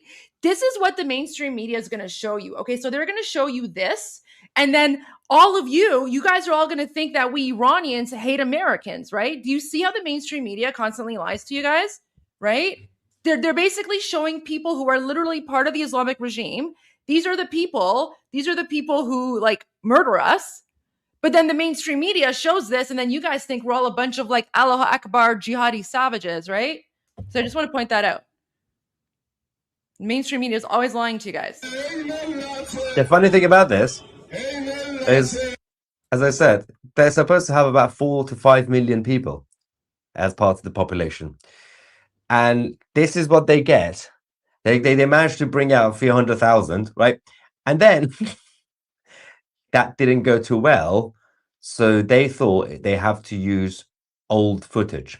So they started using videos from 2020 6 years ago from Qasem Soleimani's funeral, and last summer, obviously during their 12-day war, when they got everybody out from across the country, they brought about probably 1 million people. That was quite good. And but then it's just bad, because look at this. Let me just show you this. Look, in the middle of winter, it's freezing. Look at that. It's freezing right now. Look at the kid on the far right in a t-shirt. Yeah, I'm sure in the middle of winter. But obviously this has already been debunked. This is from videos from before. You go, oh, look at them, all the dead ones, but then they got Khamenei there. Why? So that's what's been going on the Islamic Republic state TV. In the meantime, the actual Iranians on the streets continue their uprising on the 16th day. Videos are still coming in from a few hours ago. Some of the videos from earlier. Some of the videos are from like literally 10 minutes ago. The miserable group are doing misery. Oh, death to Israel. Meanwhile, Iranian women dance around without their headscarves.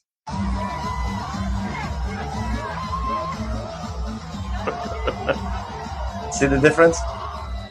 That's the difference.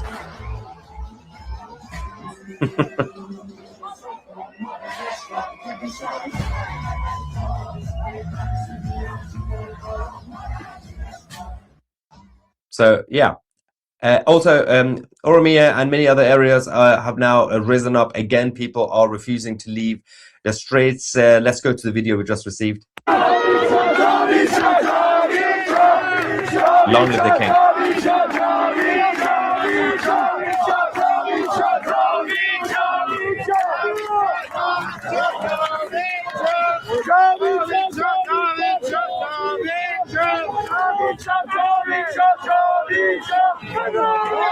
Now,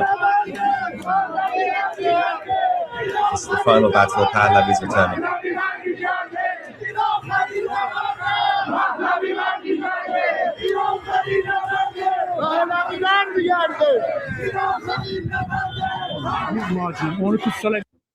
Thing is, what we've seen is one of the reasons you still get huge crowds being in control of many streets is I've been repeatedly saying they are everywhere. So the IRGC send out the IRGC military, and they hunt down people, they shoot them, but they are also cowards because they hide in corners, they hide on rooftops, and they use snipers.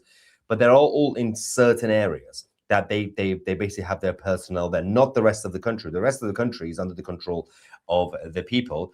That's why they're able to do this. Despite this, we've had over 2,000 people who've been killed already, and that's obviously provoked President Trump. But imagine if the IRGC are stupid enough to actually go ahead with their threat, which they've been saying, we are going to do a preemptive attack on Israel before Trump even attacks us. What is that going to do? Yes, you will be able to massively damage Israel. It's a small country. Well done. I'm proud of you. What's the point at the end? Because you're not still going to be completing your mission. The mission from 1975 was to wipe out the Jewish nation. And by Jewish nation, they mean all Jewish people. You're not going to be successful. Stop trying to wipe out the Jews. It's not going to happen. Now, all countries, the Western globalists, they're all jumping on a bandwagon. I told you this was going to happen. They're all turning, finally, Europeans are finally turning against the Islamic Republic, which is kind of funny. Expected this. The European Parliament have now banned all Islamic Republic diplomats from entering the European Union building. So, obviously, this is symbolic. This doesn't matter, right? But they are also adding new, fresh sanctions, which is completely paralyzing the whole economy anyway, because I'm going to explain what's going on with the currency in a minute. The Europeans, they realize, well, it's not really a good idea for us to stay quiet. President Trump is leading this right now in terms of the international community against the Islamic Republic. Seems like the IRGC are on their way out. It's probably best for us to jump on the bandwagon. But at the same time, the European leaders are also stupid people. And I'm going to explain what they've been doing over the last few hours in Tehran.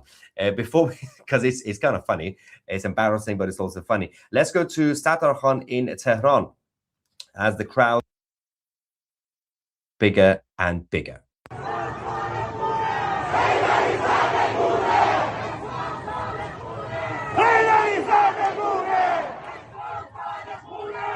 This is the year of blood. Khamenei will be toppled.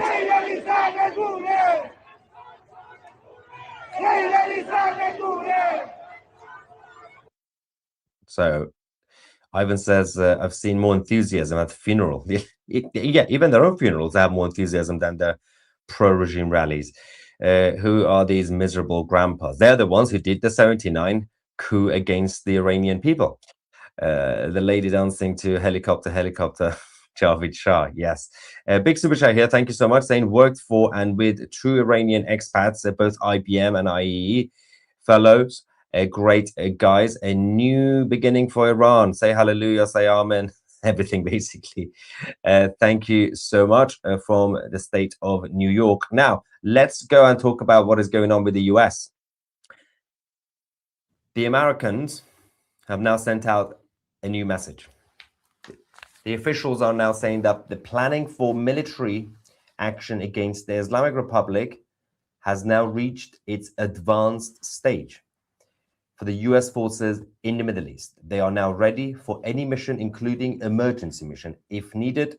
And so I'm guessing that technically includes if the Islamic Republic tries to F around by doing a preemptive attack on Israel. I don't think they will, because that is silly. They don't have the capability of doing that. And they know that, as I said, the US forces in the Middle East, in self-defense, they are ready to defend Israel. So in case they are needed for an emergency situation, the US forces are already prepared. But the full-on operation has now reached, the planning of it has now reached its final phase, which again means that tomorrow is the official day, according to the White House.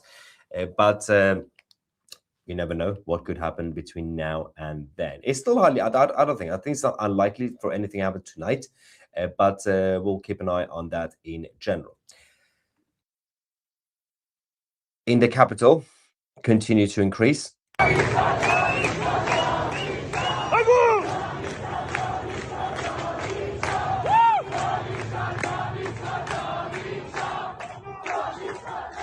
It's interesting that they are just not giving up at all. One of the things that the regime has started to do now, since last night when we reported, they started hunting down, that's actually from the Hijra Day, they've started to do basically hunting down the people who have Starlink devices as well as satellite dishes, right? Now, one of the main reasons for the satellite dishes is that the Iranian people have access to international TV, including Iran International, and they are finding out about all the messages coming from the outside world, including President Trump, the Crown Prince, which we're going to go to in a second. But we've just received this video from Tehran University from earlier on, apparently, being on fire. Tehran University is the main university, not just in the capital, but in the country. 12th of January. It's a short video, so we'll get that verified. Of course, got the date, but you never know. But the currency. Talk about the currency. We've got fresh sanctions being added, right? At the same time, the absolute state of the Islamic Republic. The currency has fully collapsed to zero as a value against the euro. It's literally one real is €0. It's not 0.002. That was earlier on. It's now fully zero, but also against the pound. So I can technically buy the whole country with £1. It's not really how it works, but you know. I don't understand how they think, even if they manage to crush the revolution, even if they manage to wipe out the population, how and people stop coming out, how can they go back to their normal everyday activities? It's not possible. You don't have a banking system, you don't have an economy, you don't have your infrastructure anymore, you don't have personnel. It's not really a functioning country anymore. It's not, for example, like in 1989, 1990 China, where the Chinese Communist Party would just essentially wipe out the revolutionaries against communism and then just go back to normal because they still had the infrastructure, the CCP in Beijing. Now they don't in Iran. So even if they manage to crush these guys on the streets, nothing's going to go back to being normal. So I don't know what they think they're going to be celebrating about. But they are continuing crackdown hugely. So the Islamic Republic have now officially announced their imminent executions for the protesters who started protesting from day one against the Islamic Republic. Officials have said that following expedited court proceedings, the first group of protesters will now be executed on Wednesday morning. So 2 days from now, hundreds and hundreds, if not thousands, will be executed for simply protesting and demanding to have freedom and democracy in their country. And one of them is actually the 26-year-old Irfan Soltani, who was arrested on 2 days ago. 2 days ago. So just 2 days after his arrests, is now going to be executed on Wednesday. These are obviously kangaroo courts. They're not real courts. You know, you get arrested, they send you in front of a fake judge, and without a jury or anything, without you being able to defend yourself, without having a lawyer, you just stand there and they will just read out your the charges against you. It's sort of like the Dark Knight Rises, where the whole place basically gets brought down, Gotham City, and then they have the kangaroo courts, and they just read out charges against you, and then you get convicted immediately, and then you get executed.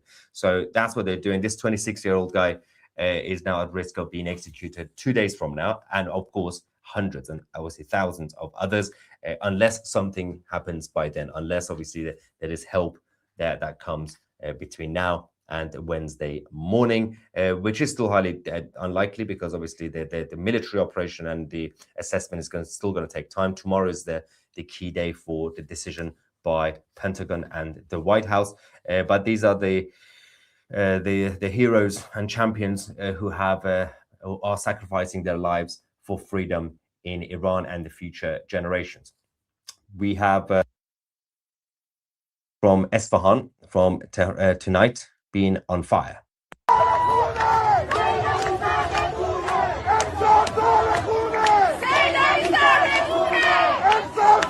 Day 16. Now, the Crown Prince, Reza Pahlavi, has released a new statement, and speaking to he's actually, as opposition leader, he's speaking directly with President Trump now, which is good news. He also posted that Senator Graham is right. President Trump is not Obama. His words of support for the protesters in Iran show that. Now is the time to act. The president is a man of action and a man of peace. Now he can act to bring the greatest peace the world has ever seen by helping Iranians finally end this criminal regime. The regime is weak and on its back legs. The people are ready to topple it. They do not need boots on the ground. All they need is the action of the leader of the free world, negotiating with this criminal regime who is still threatening America, and the president will not bring peace. But immediate action to support these brave protesters will save thousands of lives and bring lasting peace to the region and, of course, to the rest of the world. That will be President Trump's legacy. Yes, of course. And President Trump, as I said, they've now said that they have reached the advanced stage of the military options. The fascinating thing about the European leaders, you know, we talked about the European Union jumping on a bandwagon, right? Ursula von der Leyen, new sanctions. The European Parliament banned the Islamic Republic diplomats. But earlier on, this is the funniest thing I've seen in a very long time. The Islamic Republic invited the ambassadors of the United Kingdom. Remember these names of these countries: United Kingdom, Deutschland, Italy, and France.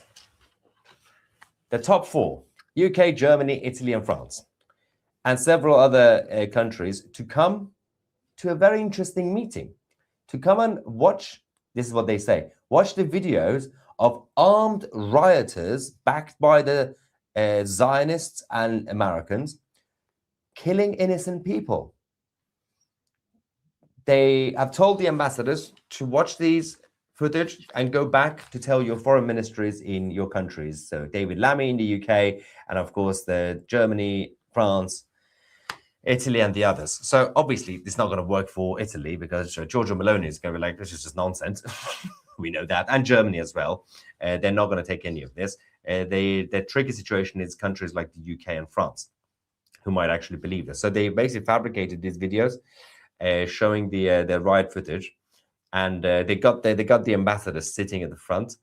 And these idiots actually decided to go and watch this. They said yes to the invitation. What is this? It's so funny. It's like, we got an email from the Islamic Republic. What do we do, Mr. Ambassador? Well, they want us to go and watch the footage of the riots. Like, yeah, that's a good idea. Let's go sit down. Oh, they got cameras here as well. They're filming us. Yeah, I'm sure that's going to be a good idea. Yeah, why not? Let's do that. The classic liberal globalists, European leaders at work. Your taxpayers' money is being used to do this right now. Instead of doing their job, they're watching random videos of the riots. What is that going to do? This is just stupid. It's so silly. Desperation move from the Islamic Republic and the terrifying decision by the European leaders to just sit there like a bunch of Muppets. Oh, wow. Absolutely. Wow. Now, I've heard that Trump has said the Iran regime now wants to negotiate. Negotiate what? Unless it's surrender. No, so this is not... what is wrong with these idiots? He says Trump will be worse than Jimmy Carter. If you don't like Trump, go see a therapist, okay? This is not your place for getting therapy. President Trump uses the same confused tactic. And there are idiots who keep falling for it every single time. Do you remember when he started calling the Persian Gulf Arabian Gulf for like 2 days? And then everybody had a meltdown. He was doing it on purpose to provoke the RGC. And then he went around saying, yeah, we got a deal. The deal is coming. And then he bombed the whole place with Israel. And then he did the same thing with Soleimani 2-3 days before that. And then everyone got surprised. Oh, they just killed Soleimani. Whoa. He keeps doing the same thing and people keep falling for it. He was random because they were journalists on Air Force One randomly saying, the Islamic Republic in the middle of a revolution have said, they are ready to negotiate for a nuclear deal. The nuclear discussion is over. Nobody's talking about negotiations over nuclear anymore. And President Trump was like, this would be a good idea. Because until that moment, he kept basically saying, yeah, we're going to bring down the regime. We're going to bring down the regime. But they kept asking him questions about the military action. He didn't want to answer those questions. So he said, yeah, they want to talk. Yeah, of course. But yeah, we might talk. We'll see. We might talk to them about nuclear deal. There is no nuclear negotiations. It's completely irrelevant to the actual revolution. If the Islamic Republic were talking about, can we have negotiations to save the regime and will be nice to our people, then that will be a different conversation. That's not even what they were talking about. Imaginary negotiations about an imaginary nuclear deal. So obviously President Trump thought that would be a good idea to just randomly confuse everyone.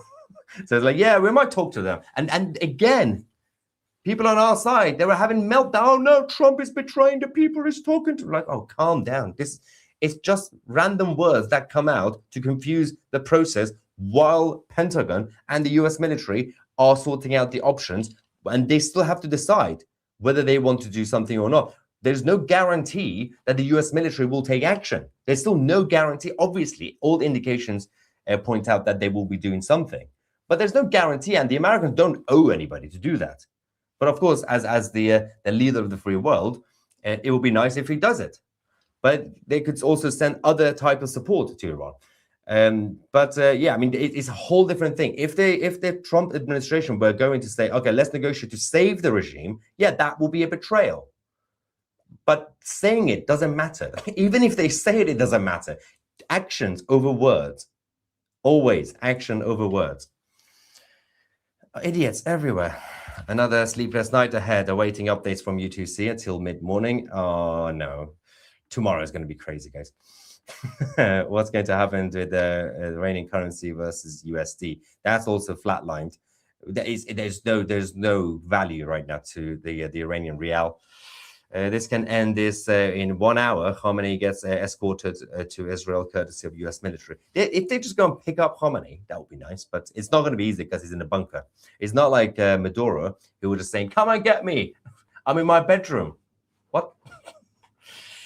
Pro-government walk tent reminds me of oh yes, they're the walk from mummy.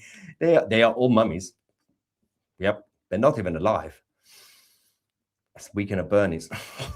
There's not a single American strike group or aircraft carrier in our waters. They are all in the Caribbean. There will be no attack on Iran in the next week unless they strike first. We've got military experts in the live chat, ladies and gentlemen. Thank you for this. Experts everywhere. I am an American vet and have been glued to you and Goldie's channel for 2 weeks. It amazes me how many people here have no idea what is going on. This should be on every news channel 24/7 by now. I know. But the thing is that a lot of people are also self-appointed wise people. Everybody knows about everything suddenly. Just wait. There's no guarantee anything's going to happen. There's no guarantee that things won't happen. As they said in the Loop, the movie, war is unforeseeable, but it's also foreseeable. But war is not foreseeable, neither foreseeable nor foreseeable. Ryan has a new video on how Starlink can be jammed in Iran. Cool. And Michael says, the EU is now supporting the Iranian revolution, but are allowing the IRGC into their countries. Weird. I suppose it is a future insert of another Islamic fanatic. You can't insert another Islamic fanatic. It doesn't work that way in Iran. It's not Syria.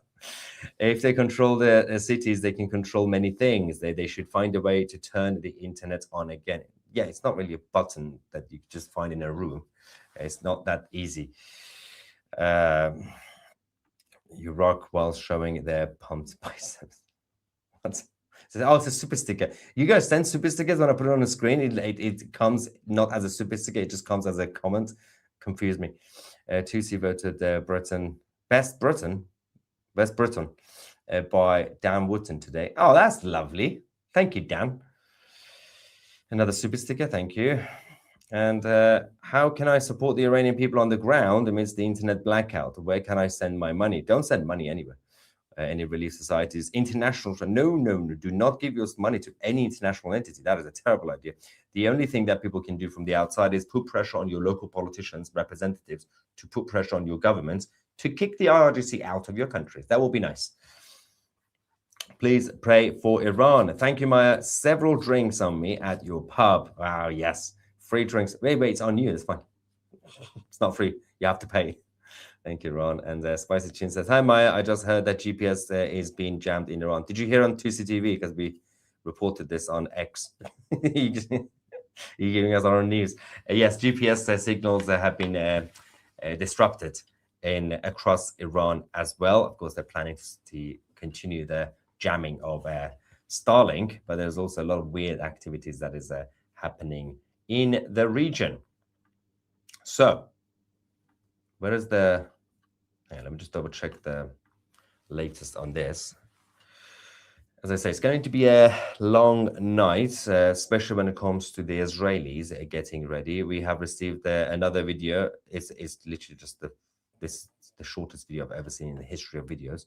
It's a 3-second video. You ready for this? You ready for a 3-second video? But it shows the clashes, ongoing clashes. Well, that was close.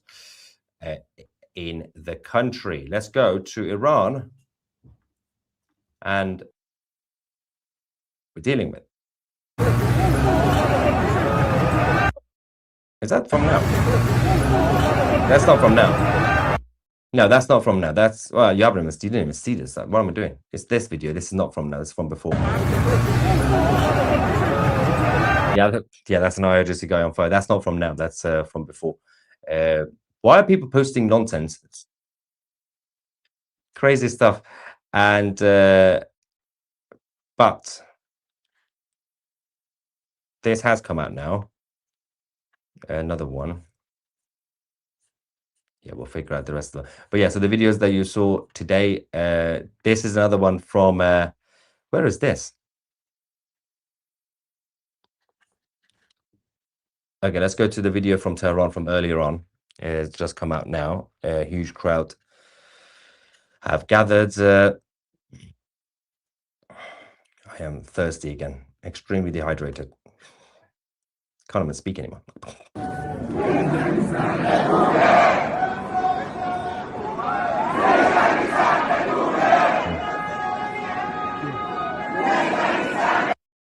So this is from the largest cemetery in Iran. Of course, people are still burying their loved ones, and they continue to do that while protesting. And let's double check the movements as well.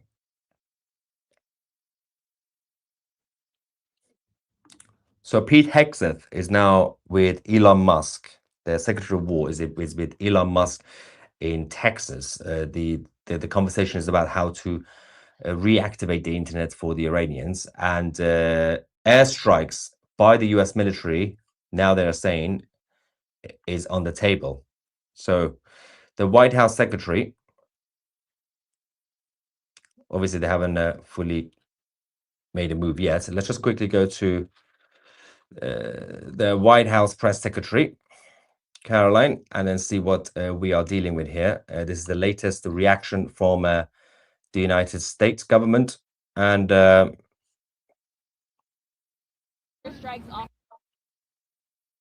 right, let's quickly go to what is happening here. Ready? Yeah. The table in Iran, and does he believe there's a potential path to end the protest there without military action?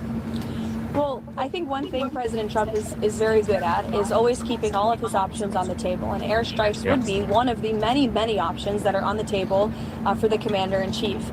Diplomacy is always the first option for the president. He's told all of you last night that what you're hearing publicly from the Iranian regime is quite differently from the messages the administration is receiving privately. And I think the president has an interest in exploring those messages. However, with that said, the president has shown he's unafraid to use military options if and when he deems necessary, and nobody knows that better than Iran.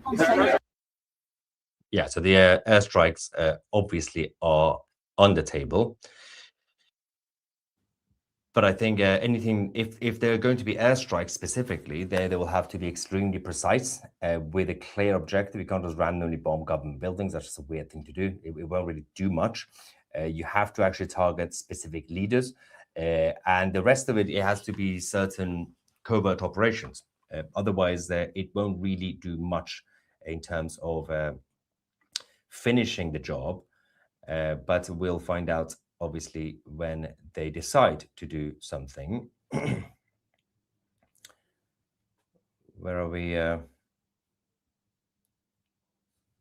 It's a few comments. Maduro left cookies out for Santa, for SF, like the kids for Santa. Oh, yeah. And it says, just so you know, there are plenty of liberals in the US who support regime change in Iran. I know that already. We all know that. If JFK was alive now, he'd be in favor of regime change in Iran. Just not the left-wing liberals. The right-wing liberals, yes, more slightly right-leaning, more pro-free speech, pro-market liberals, not the socialist liberals. They're not going to do that. You didn't read my message entire, my last message. Wait, where is it? Holly. There we go. This can end in 1 hour. Khamenei gets escorted by Israel as courtesy of US military. Netanyahu does the rest. Yeah, we did that. Okay. Yeah, of course. It won't that way. It won't work that way. It's not in 1 hour because Khamenei is in a bunker. And there's a huge tunnel network underneath, and he's not going to stay in one place. He's not an idiot. Expert X is a has-been. Oh yeah, because they're so-called self-appointed experts. So under pressure. Okay. And U.S. Navy P-8A aircraft crossed into Iran. When did that happen? Into Iran. With their transponders on. Why would they do that? Is everyone going crazy? Hang on. Who's that? There's someone. He's not lying. He's not lying. Is this an error? What is going on? Hang on. Let me just put this on for you guys so you can see as well. Is the flight radar gone crazy again? Let me show you what we're dealing with. He's not lying, but obviously that's not going to do anything because where is it going? Is that actually? Why is there a US? It's definitely an error. US Navy aircraft in the Iranian territory. That must be an error because, yeah, the blue line. It's going to come out. It's going to refresh and come out because that's not normal. That's not a thing. It can't be going in. Well, yes. So for the record, he wasn't lying, but let's wait for the flight radar to kind of update itself. I don't know what's going on here. Why is there a U.S. Navy aircraft randomly in Iran? No negotiations. John 3:16. Former intel officer here. Europe has become Eurabia. Everything hinges on the loyalty of the security forces. Tiananmen Square versus overthrow of. Well, yeah, true, but it's also its own new version. You can't really fully compare it to Eastern Europe or Central Europe or Far East Asia. But yes, you can. I still agree with that comment. On a fast, they actually prepared a movie with Trump footage and incident in Minnesota and invited others to come on. Where's popcorn? Yeah, did they give them popcorn? Yeah, somebody to say where's that comment about the transponders? Because what is this? Where's the other one? Hang on. I'm worried we're losing momentum. Doesn't matter because the revolution is here. Feels like Trump is just feeding the situation to push a nuclear deal. The nuclear deal is completely irrelevant. Doesn't actually care about the protest. There's no negotiations for nuclear because there's no nuclear. It's all theater. Why do people keep falling for it? How do you see Iran's security after the fall of regime and knowing that the country has gone weak? No, China, Pakistan, Russia could attack. No, they can't. Russia can't even take Ukraine. I mean, to be fair, in defense of Russia, they are fighting against the massively NATO-supported Ukraine. China is not going to waste their hard power on Iran when they can use it on Taiwan. Pakistan is not even a real country, so that doesn't count. So Iran's going to be fine. Check out U.S. Democrats on X last 24 hours. They support the Hamas, something, Mamdani, AOC. Yeah, they don't care, obviously. None of these people care about normality. Is that plane moving? Hang on. What is happening here? It's gone off, right? It's gone off just outside territory, and it's probably stuck. Yeah, as in, oh, it's moving on. Oh, it's coming back. It's going. Whoa, where are you going? Where are you going? Where are you going? There we go. It's back out. See, told you it wasn't in. Now it's in Dubai. Now it's in UAE. Where did it come from? Bahrain. Yeah, it came from Bahrain. Now it's going back to Bahrain. Told you it's going to get updated. What government is that one? Okay, that's not clear. That's the US as well. That's US Navy. Also took off from Bahrain. And that is a Saudi helicopter. So yeah, that one, I told you it's going to get updated. Yeah, everything's fine. Everything is okay for now. And where's this super sticker again? Thank you very much. Big Daddy Trump, the God Emperor of mankind, hero of the Imperium, rules from his golden throne. Wow. Okay, that'll do. Check flight radar, US Navy in Iran. Yeah, that's the one we were checking. Thank you. American military airplanes inside Iran. Yeah, no, it's not. It's back. It's out. Flight radar being crazy again. Why do you think by summer Iran will be free? What is it now? Yeah, by summer. Yeah. Well, yeah, by the end of the year, definitely. Yeah. In that propaganda footage, the regime showed I saw many protesters with firearms. Have the protesters managed to mount defenses? Yes, about 2 weeks ago. As we've been reporting on this channel, Iranians were armed with weapons 2 weeks ago. Yeah. From the river to the sea, Iran will be free. Brilliant. After 47 years, I'm hopeful that Trump will help remove the shame of President Carter's betrayal of the Iranian people. Yes, I hope so. YouTube is disallowing me placing ads for my pro-revolution music video. They claim it's interference in US elections. That's going to ruin Kamala Harris's campaign. Wow. Nothing bad in my video, but banned from promoting it. That's funny. They say the Ayatollah is in a bunker, probably just avoiding meetings with reality. To help message to Western politicians, MEK must be rejected from any considerations for replacement. They have no chance. They have no hope. They've got like 13 members. Nobody cares about them. Just ignore them. Can you explain why they are showing the videos from US Minnesota women driver and ICE agents on the screen? Because they're idiots. Have you not discovered that the Islamic Republic is a bunch of idiots? They don't even know what they're doing. So somebody got the videos, gave them to the people who were going to show it at the meeting to the European ambassadors. They didn't even check. They're like, yeah, just put any violent videos. Is war really happening? I heard the US move the B-52s. Well, it's on the verge of happening. Everyone's on edge. Hasn't started yet, apart from that 1 second where the flight radar went crazy with the signal, with the US Navy plane going in. Did you hear the Islamists protest the Jewish restaurant in Notting Hill? Oh, they do that every week. They're mental. The US quite able to full flight radar. Transponders would be off. Yeah, exactly. They're not going to keep them on and go into their territory because that would be funny. In fact, the Americans should do that just for lols. Like, just because the air defense system is not going to work anyway. Just go. Don't turn off your radars. Pakistan is India. Fact. It's nothing. It's not even a thing. Most of it should be Balochistan, sir. Hitler inviting Western ambassadors to watch. Wow. Basically, yeah. It's a tactic of the US to exploit a glitch is estimated flight paths.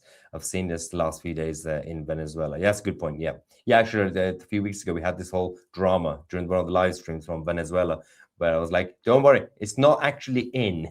And everyone's like, no, the planes are in. They've gone in. I was like, wait for the refresh.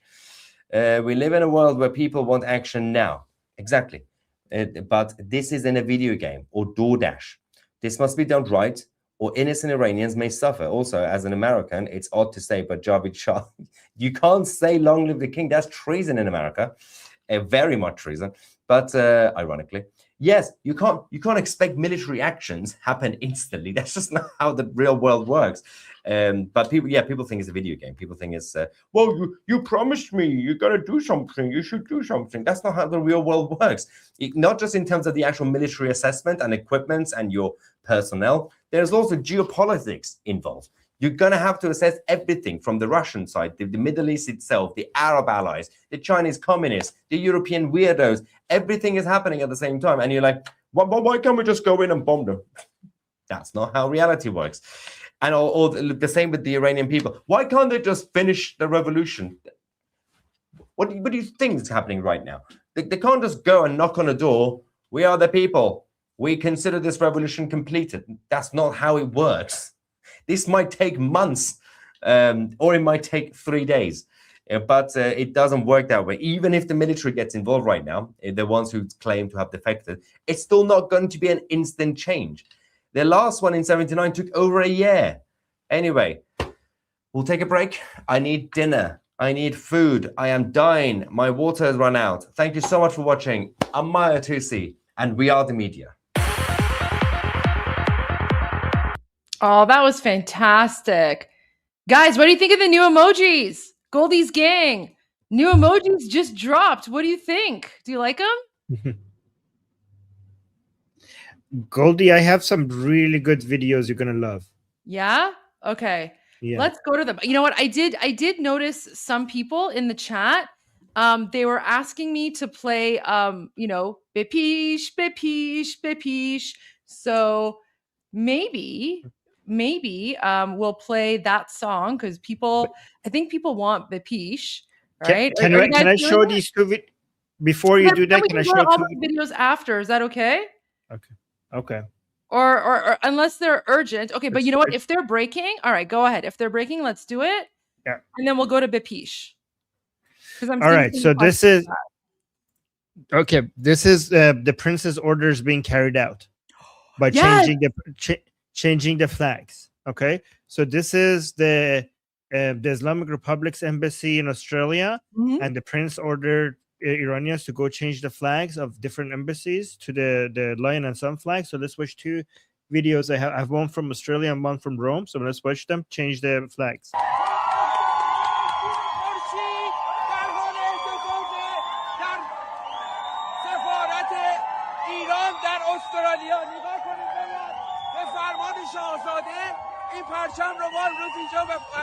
So he's saying that by the command of the prince, we are changing the flag. So they basically rushed over to the Islamic Republic embassy and they're changing the flag to the lion and sun flag. And like even though the police was against us, we managed to change the flag. Look at that.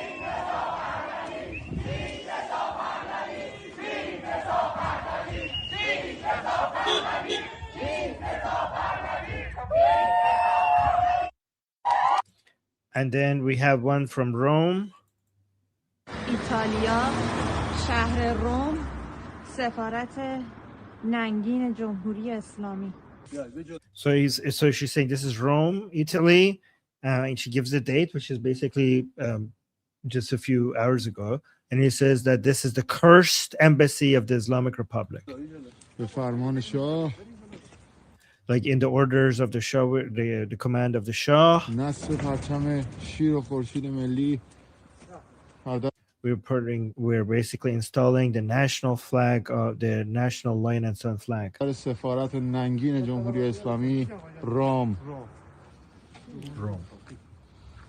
Javid Shah. Javid Shah. Javid Shah. Javid Shah. Yeah. Amazing. Armin, I actually have a lot of these videos because so for all of our viewers, like there's almost 20,000 people who are watching us right now.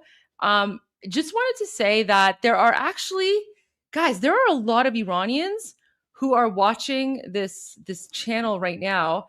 They're not commenting, but they're watching, and I'm telling you, they are so appreciative right now. They are so incredibly appreciative of all of you because, this is actually, we have been waiting for this moment for 47 years, but it's been an emotional roller coaster, right? So many Iranians are sort of waiting with bated breath, right? But I can tell you right now, the Iranians who are watching on X, the ones who are watching on YouTube, they are so grateful. They're so grateful because I've received a lot of messages, and they're constantly sending me videos that they want me to share with you guys. I actually put out a call earlier today, and I asked all of our Iranian, viewers and followers to send me videos of all, of everywhere they can find where Iranians are going and they're changing the flag of the terrorist Islamic dictatorship to the lion and sun flag. So I'm going to play all of those for you coming up.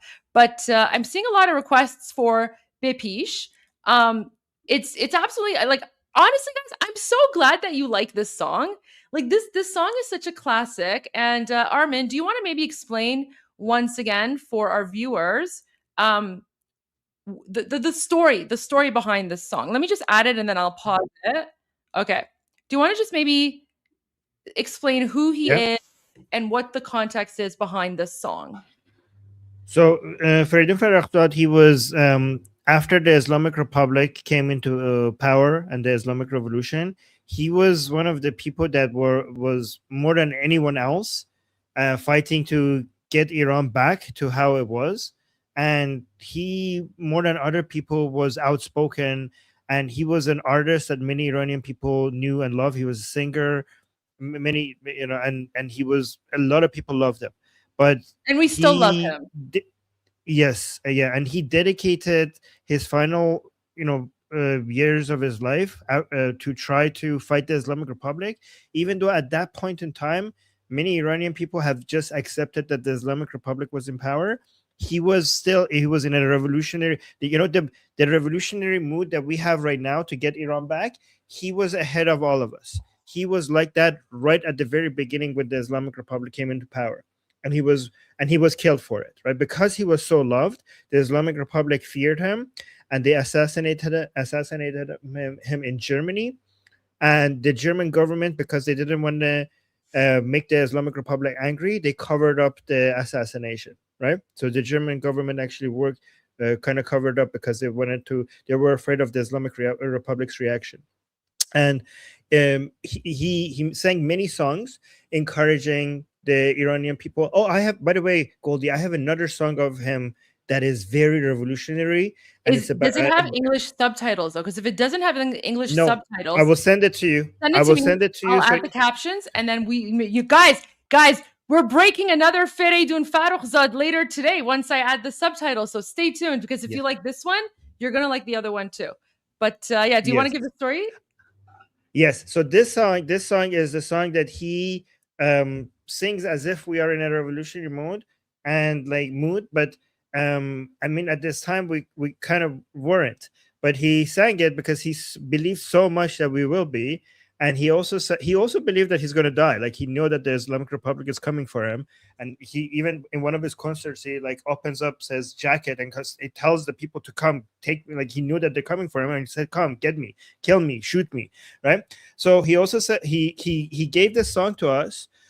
He wanted this to be played at the moment when the Iranian people finally become successful and they're in the middle of a revolution to get their country back. And he was so sure that we're going to be at that moment one day. So before his death, he said that please play this when that happens. So that's why he gave this song to us. So yeah, guys, this was Feridun Farrokhzad's gift to us. And even though he was assassinated by the terrorist Islamic dictatorship, I know that he's in heaven. He's looking down on us, and I know he's smiling. And guys, honestly, when I played this song for you the first time, I never thought that it would be so popular, right? Like, honestly, I never thought. So the fact that all of you from around the world, you're loving this song, this means so much to us, because yeah, we're the Bapish bros. Look at that. Oh my God, where's that comment? That's a fantastic comment. Yeah, we are the Bapish bros, right? Maybe I should change my channel name for the members to the Bapish bros. Because yeah, right? But guys, honestly, the love and support that you have shown us, and the fact that you guys love this song just as much as we do, it means a lot to us. So, thank you. Thank you for loving. Thank you for loving the song as much as we do. And I'm really glad that you enjoy it. So here we go. And you know what? Armin, we're making Feridun Farrokhzad's dream come true, because he made this song in the 1980s, right? He made this song, 37 years ago, with the dream that one day when Iran is free, this is going to be the revolution song. And look where we are today. Millions of people around the world, or not millions, sorry, that's wrong. Thousands, hundreds of thousands of people around the world have heard his song, and they're singing along, and they're enjoying it. So guys, here we go. We're renaming it. I know the song is called Engelab, but Engelab is a bit hard to pronounce. I know, because we have these, sounds in Farsi, in Persian, that you can't pronounce. So Iran Revolution Live, we're renaming the song in English to Bepish, okay? We're renaming to Bepish in honor of Feridun Farrokhzad. So here we go. ایران غرق انقلاب است.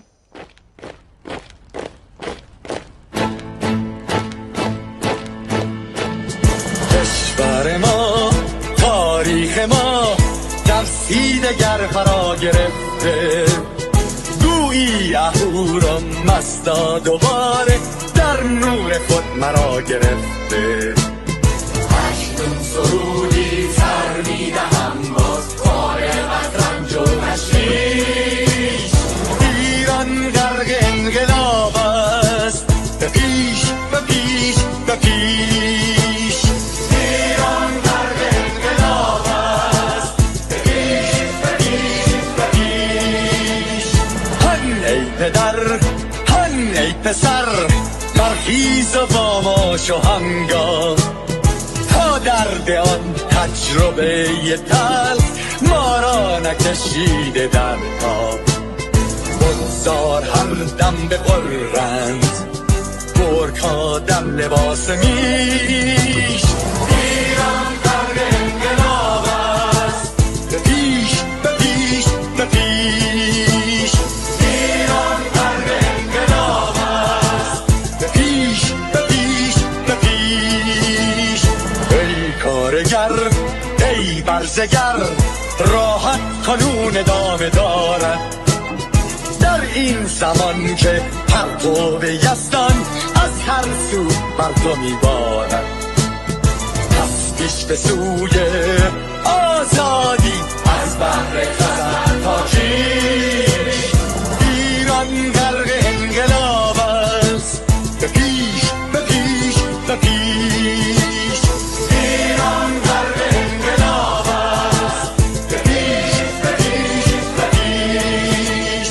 خلقا به پا بحر دفاع از استقلال و آزادی تا بشکنیم پشت ارتجاع تیریزی ویران آبادی تا زنده سازیم سنت‌های می از مرد آیین و کیش ایران غرق انقلاب است به پیش به پیش به پیش ایران غرق انقلاب است به پیش به پیش به پیش با امید روزی که تمام این دلبشو انقلاب تموم بشه و ما در روشنایی نور و سعادت مردم کشورمون غرق بشیم نه خارجی نه بیگانه نه مستشارهای ویرانی نه چیر خاران نه کاسلیسان فقط هم رزمان ایرانی ما با شرافت میهنی بسازی بهر فرزندان خویش ایران غرق انقلاب است به پیش به پیش به پیش ایران غرق انقلاب است به پیش به پیش به پیش مردان بیایید داخل صف ما اکنون که آغاز رویاست دشمنان بدانید ما زنده هستیم بعد از ما هم ایران پابرجاست آن روح شیطان ما را فریب داد با صد شعار مردمیش ایران غرق انقلاب است به پیش به پیش به پیش ایران غرق انقلاب است به پیش به پیش به پیش پرچم ما پرچم ایران غرق خون شهیدان روی شانه هامان هم میکنیمش در هر خیابان و میدان تا ماسک دلغکان را برداریم از روی تسبیح و ریش ایران غرق انقلاب است به پیش به پیش به پیش ایران غرق انقلاب است به پیش به پیش به پیش. There you go, guys. I'm so glad you like that song. Oh, Yeah, Armin, go I ahead.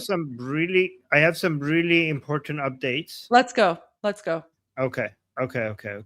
So let me remove this one and then add this one. All right. So Isfahan, it seems, is on fire. This is from a few hours ago. I mean, yeah. Hold on, watch this.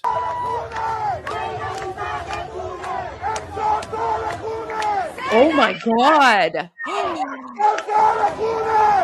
So, guys, this is the city of Isfahan from last night, just a few hours ago, and they're saying that these are the protesters. I don't know where they set on fire, but they're chanting, "This is the year of blood. Khamenei will be toppled."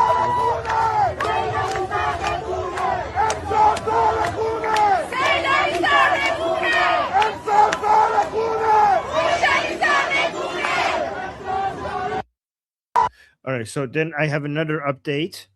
I just want to explain something about that chant. So, guys, when Iranians are chanting "Imsal sal khune Sayyid Ali sarnegune," right? So when they're saying this is the year of blood, Sayyid Ali is gone, right? Basically, like what Iranians mean is like we are willing to shed blood, we are willing to sacrifice ourselves until the Islamic regime is gone. So that's exactly what's happening right now. It is the year of blood because for Iranians, it's now or never. And as we know, many Iranians are unfortunately being slaughtered, right? His Royal Highness, King Reza Pahlavi, he said yesterday in his interview with Maria Bartiromo, and we will play that for you in a little bit, but he did say that as of yesterday, the number of confirmed Iranians who've been slaughtered, it's the number of victims is over the number of victims from 9/11, right? So and that was on Sunday. So Sunday he was saying that in the last previous 2 or 3 days, the terrorist Islamic dictatorship has assassinated and murdered over 3,000 Iranians. That was yesterday. But as you can see, this is why like videos like this is so important, guys, because even though the terrorist Islamic dictatorship is murdering innocent Iranians, and as you heard from Mahir Tusi, hundreds or possibly thousands of them are scheduled to be executed on Wednesday. And it's actually very horrific execution. What they do, guys, is they wrap a rope around your neck, and then they raise you slowly from a crane until you die from choking. So it can take anywhere between like 10 minutes to 30 minutes, and it's actually really horrific. I'm not gonna like play any videos or anything, but what they do, and like guys, this is what I mean when I say like Iranians were done with Islam, we're done with like Allahu Akbar, like all that stuff, right? Because while they're murdering you, right? So they slowly raise you up from a crane. So you slowly suffocate to death. And then the entire time, they're literally chanting Allahu Akbar, right? So the entire time that our Iranian freedom fighters are being murdered, right? You have like these Muslim savages down below, and they're just like Allahu Akbar over and over again, right? So that's how they've been murdering us for the last 47 years. It's horrific. But what I want to point out though is that regardless of that, you can see that Iranians, they're even more determined. And now literally Isfahan is on fire, right? So Iranians are saying this is the year of blood. We're not giving up. We're going to fight until you guys are gone, right? Because we're done with it. We're done with the savages. So I'm going to make a couple of points before I show the next video. By the way, before I do, I want something about the method of execution in the Islamic Republic is that it's not like when they hang people, it's not like the Wild Wild West when they have a trap door. So the difference that Goldie was explaining is if you open the door at the bottom, your neck breaks and you die almost immediately. But the way the Islamic Republic does it, you die so slowly. Sometimes they have to bring a doctor multiple times to check if you're dead yet. And there are sometimes, and also there were people that chewed out their entire tongue from the pressure that they were experiencing when they were being hanged.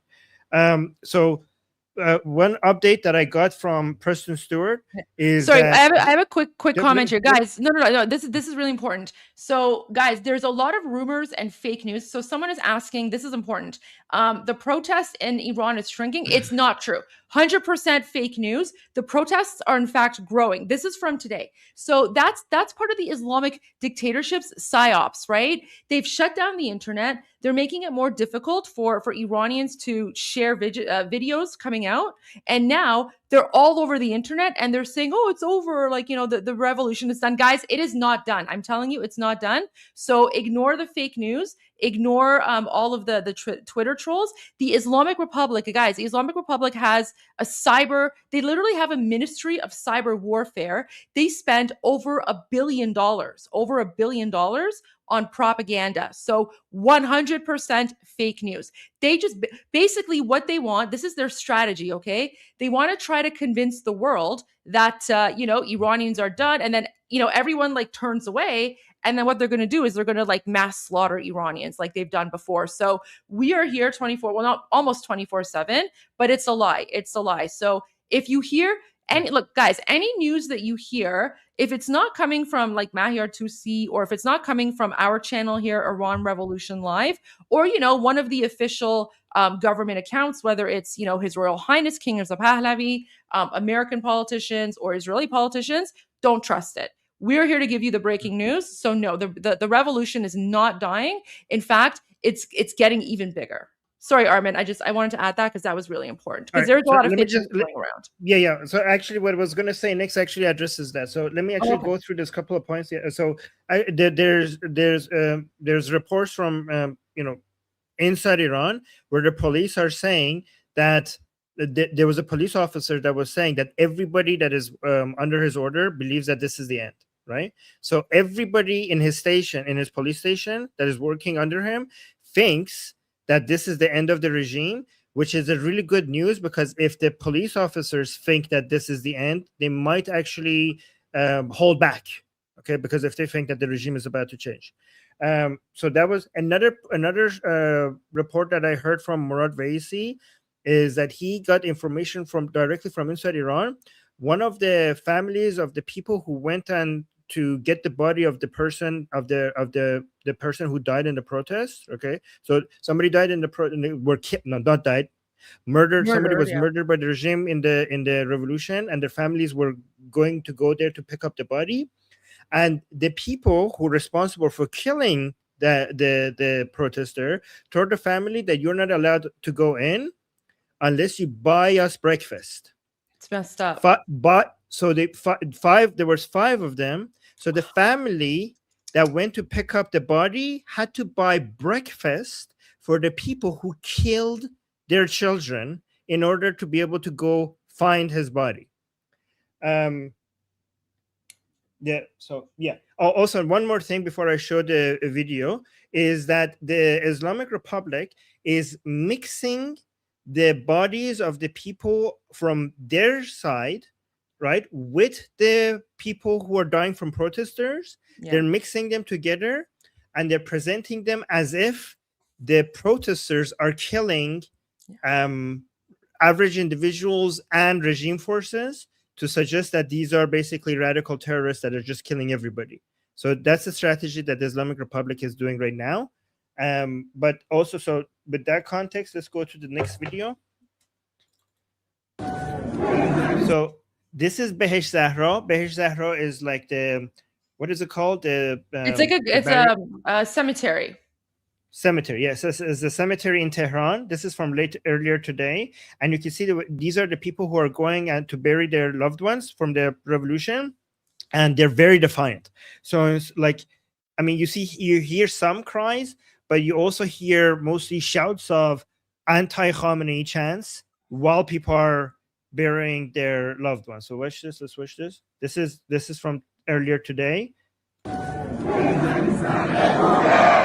So like, these are the families here burying their loved ones, and people are chanting that Khamenei is going to be toppled. Oh yeah, they're saying this is the year of blood. Khamenei will be toppled.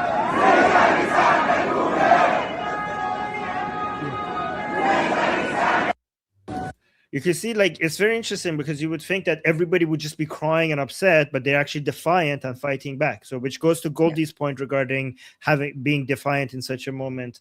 That's what we're supposed to do. Also, I have a new video from... So wait. So going back to what you just showed, right? So guys, this is what I mean. So for those of you who weren't with us when we started our podcast, our live stream earlier today, let me just share this message again, okay? So as you guys saw, right?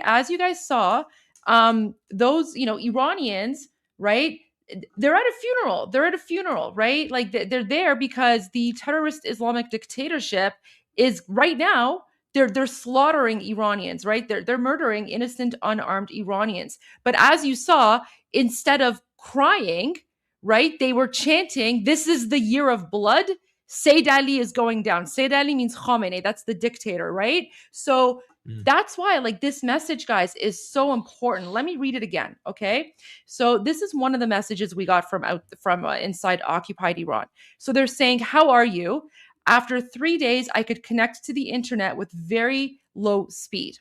I don't know how long I have this connection, but this time the suppression forces got torn to shreds. So Iranians are fighting back, right? They're fighting back and they're actually killing, right? They're killing their oppressors. Again, I don't condone violence, but this is self-defense. So, it is what it is. And for legal reasons on YouTube, I have to say that I don't condone violence when it comes to Islamic terrorists. Then they continue. We had so many of ours killed. 2 of my family members were killed, right? So you saw that funeral, right? Hundreds of young innocent Iranians have been murdered. But here's the important part. But we don't back down. We don't back down. Tell everyone tears are forbidden. We are so close. Lord knows victory is so close. So that is why, guys, right now on Iran Revolution Live, no tears, no mourning. We only push forward, bepish, that's what we're doing. We're pushing forward because Iranians in occupied Iran, they're telling us we are so close. And that's the reason why you're starting to see these rumors coming out about people are backed off or whatever. No. We're so close. And the Islamic dictatorship is desperate. So we're saving our tears for after victory. But right now we're focusing on the fight because that's what Iranians in occupied Iran, that's what they expect from us. That's what they want us to do. So we are going to continue being their voice and sharing the message. All right. Sorry, Armin, I just want to provide some context there, but back to you. I can't hear you. Sorry. No, I would say no. That's good. That's really important. That was really important. Thank you. Okay, so this is Ghalibaf. I think they had a counter protest against the revolutionaries, and Ghalibaf came to speech and to listen, and he had a message for Trump. So remember, this is the same guy that Goldie got me to play the video of when he's the head of the parliament. But in Iran they call the parliament Majlis. So he's the head of the Majlis, and he was saying Speaker of the House, basically. Speaker of the House, yes. Okay, so now he has a new message for Trump. It's subtitled, so I don't. President Trump. So just for President Trump. So just read the subtitles, guys. I'm not going to translate. از میلیون‌ها زن و مرد ایرانی به رئیس جمهور متوهم و متکبر آمریکا میگویم که ما ملت ایران همان حرف حاج قاسم عزیزمان را به تو میزنیم. ای ترامپ قمارباز، ما حریف توییم. تو سردار مقاومت را شهید کردی که به اصطلاح مقاومت را نابود کنی. اما امروز همان مکتب مقاومت تبدیل به یک جریان جهانی شده و دشمن اسرائیلی را بیچاره کرده. امروز حتی در پایتخت سیاسی آمریکا با شعارهای ضد اسرائیلی در انتخابات به پیروزی میرسند. ما با تأسی از سردار شهیدمان، سرداری که مایه افتخار ایرانیان است، به تو میگوییم ما ملت امام حسینیم، ما منتظریم، ما مرد میدان برای تو هستیم. بیا تا ببینی همه امکانات شما در منطقه نابود می شود. بیا تا ببینی چه بلایی بر سر پایگاه‌های آمریکایی و کشتی‌های آمریکایی و نیروهای آمریکایی در خواهد آمد. بیا تا با آتش مدافعان ایران چنان بسوزی که درس عبرت برای همیشه تاریخ حاکم ظالم آمریکا شود. این حاکمان ظالم را ادب خواهیم کرد. بیا تا بفهمی که وقتی منطقه با آتش کشیده شود با چه تبعات سنگینی روبرو خواهی شد. ترامپ متوهم، دروغ‌هایی که به تو میگویند باور نکن. به تو گفته بودند مشهد سقوط کرده، ولی مریدان امام رضا علیه السلام ایستادند تا پاسخ توهمات تو را بدهند. ما از خون مردمانمان، از خون دانشمندانمان و سردارانمان نخواهیم گذشت. شنیده ایم ایران را تهدید کرده ای. بدان مدافعان ایران درسی فراموش نشدنی به تو خواهند داد و اخرى توهی از مل. What a psycho. Like literally, what a psycho. Can I just say, like, guys, so I don't know if anyone is watching from like the United States administration. Oh, look at this. This is actually a perfect comment, Armin. Look at this. Wait. It is 100%. So when we say that Iran is occupied, this is what we're talking about. And even Senator Lindsey Graham, I think it was in an interview. It was in the same interview on Sunday with Maria Bartiromo. He said that Khamenei, right? He's a supreme dictator. He's a modern day Hitler. 100%, guys. This is a Nazi regime that is occupying us, right? And they're literally murdering Iranians right now. And then you know how they literally like take what's happening and they spin it around, right? They spin it around. They're saying, "Oh, we're gonna like honor the blood of our martyrs." Meanwhile, there's hundreds, if not thousands, of innocent Iranians who went through kangaroo court and they're set to be executed on Wednesday just because they want to live in a free and democratic society. But guys, it gets worse than that. There's something he said. Can we go to the part where he says, like, I don't know, Ma millat Imam Ali hastim or whatever? Can we go to the Imam Ali part? Because that's Hussein. Whatever. Ali, Hussein, Muhammad. Do you think it makes a difference? Where was it? Do you remember? I don't know. It was somewhere in the middle. Oh. Okay. Yeah. Okay. Yep. We're the nation of Imam Hussein. Okay, so guys, this is what I mean when I say we're occupied by a foreign entity, right? Imam Hussein is like a Muslim Arab. Imam Hussein was one of the, like, I don't know, the Muslim Arab colonizers of Iran. He was a grandson of Muhammad. He was the third Imam. He's the most holiest man in Shia Islam. Yeah, whatever. Yeah, sure, he is for them. But I just say whatever because I don't care. Like Imam Ali, Hussein, Hassan, whatever. It's all the same. Like, you know, Allahu Akbar nonsense to me. Anyway, but here's the thing: Imam Hussein isn't even Iranian. Imam Hussein was Arab, right? So for him to come and say we are the nation of Imam Hussein, right? He's literally admitting that we Iranians are occupied by foreign invaders, right? Because we're not Arab, we don't speak Arabic. We're Iranian, we speak Persian. So he's literally admitting, you know, we're the nation of Imam Hussein. Like, all right, whatever. So why don't you like go somewhere else and take your Imam Hussein with you and leave us alone? But they don't because they're occupying us, right? So honestly, Armin, if you know, like whenever, and also like I don't even know if those videos are real, right? Because like they're showing just random like videos. I think that might be like stock footage. I think that's B-roll footage from previous. They sometimes do that. They sometimes they actually had some footage to show the protests to be bigger than they are, and some of them were from summertime, even though it's like winter right now. So we should go to that as well, because that just goes to show how fake the propaganda is, right? So, but this is what I mean. So when he says, you know, we're the nation of Imam Hussein, okay, so Imam Hussein was an Arab.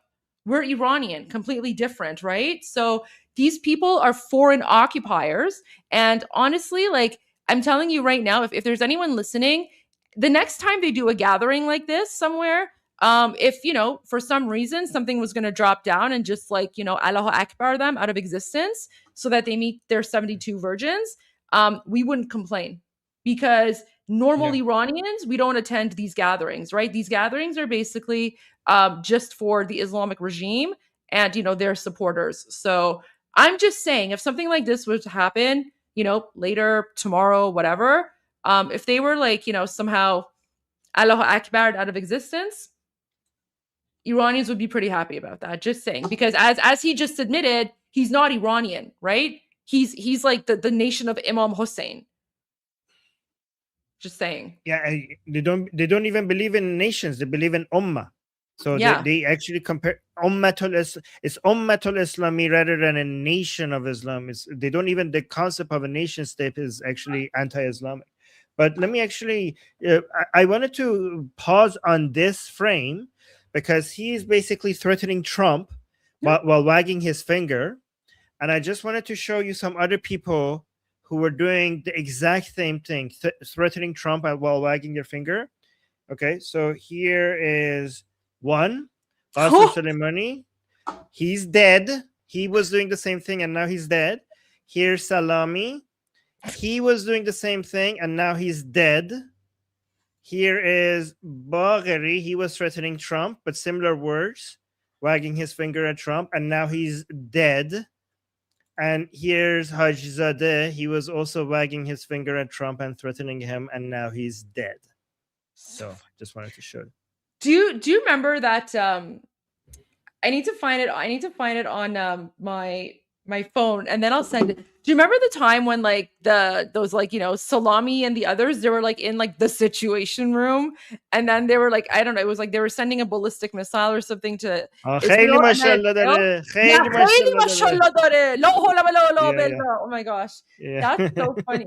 I'm gonna find it and see if I can play it. But guys, I also want to explain something to you. So President Trump has actually been popular and loved by Iranians since 2020, right? Because when he exterminated Qasem Soleimani, Iranians were celebrating. Did you guys know that? Do you have any footage of that, Armin? I'm sure I have something on my end. Of what? Say that again? Of Iranians cheering on when President Trump exterminated Qasem Soleimani. Oh my God! Yes, everybody was going live on the Persian side, and everybody was celebrating. People were dancing. Yeah, it was one of the best days of our lives. Yeah, of course. Like we were so like President Trump has been loved by Iranians since he exterminated Qasem Soleimani, the terrorist, because these people have the bloods of Kotlet. Yeah, so here's a little bit of dark Iranian humor for you. The day that President Trump exterminated Qasem Soleimani, and you know, basically like turned him into hamburger, right? So we actually celebrate the anniversary of Qasem Soleimani's assassination by making kotlet. Kotlet is basically like the Iranian version of hamburger patties. So yeah, so it's better than hamburger. We celebrate Qasem Soleimani's execution by making kotlet. Just saying, that's kind of a little bit of dark humor for you there. Oh yeah, there you go. This is kotlet. It's so good, by the way. So, by the way, there was an Iranian who, on the anniversary of his death, there was an Iranian who went on Instagram and he shared his kotlet recipes without mentioning anything about Qasem Soleimani, and they came and arrested him for sharing kotlet recipes. Yeah, it was a chef. Yeah. But again, like that's how messed up the Islamic dictatorship is, right? Like, so this one Iranian chef, you know, shared a cutlet recipe on the anniversary of the extermination of Qasem Soleimani, because, you know, he didn't mention Soleimani, but he just posted that, and that was enough to get him in jail. Is he still in jail, Armin? We haven't heard from him, have we? We don't know what even happened to him. I don't think so. Okay, well, thank God at least he's out. But there you go, guys. There you go. Right now, like, that's how messed up occupied Iran is, where literally posting like a food recipe to Instagram is enough to get you put in jail. Yeah. They knew what the joke is, so yeah, that's why they got the joke. Yeah. By the way, Nigel Farage showed up in front of the Islamic Republic's embassy, I think. Nice. In London. Do you want to see this? What he had to say? Yes, of course. Okay. So Nigel Farage joined the Iranians where I don't know if it's actually not in front of the embassy. Where the Iranians in London are gathering, Nigel Farage joined the Iranians. So let's watch this. People voice. They silence our people, and unfortunately, some of the governments they're still negotiating with. Yeah. No, go ahead. Apparently Pahlavi is speaking on CBS News. Let me just, if I can find that. Oh. Well, okay, you continue this. I'm going to see if I can find it. Okay. Let me actually go to the part where he just speaks here. Yeah, you go that. You wonderful people, you freedom fighters. This time, are we going to win? Yes, we are. We're going to win. And it is a terrible price. A terrible price being paid by many innocent people in every Iranian city right now. But you've got to believe that this is the moment. You got to believe that this is the moment. Let me see. Was the other one more? People voice. This one? Wait.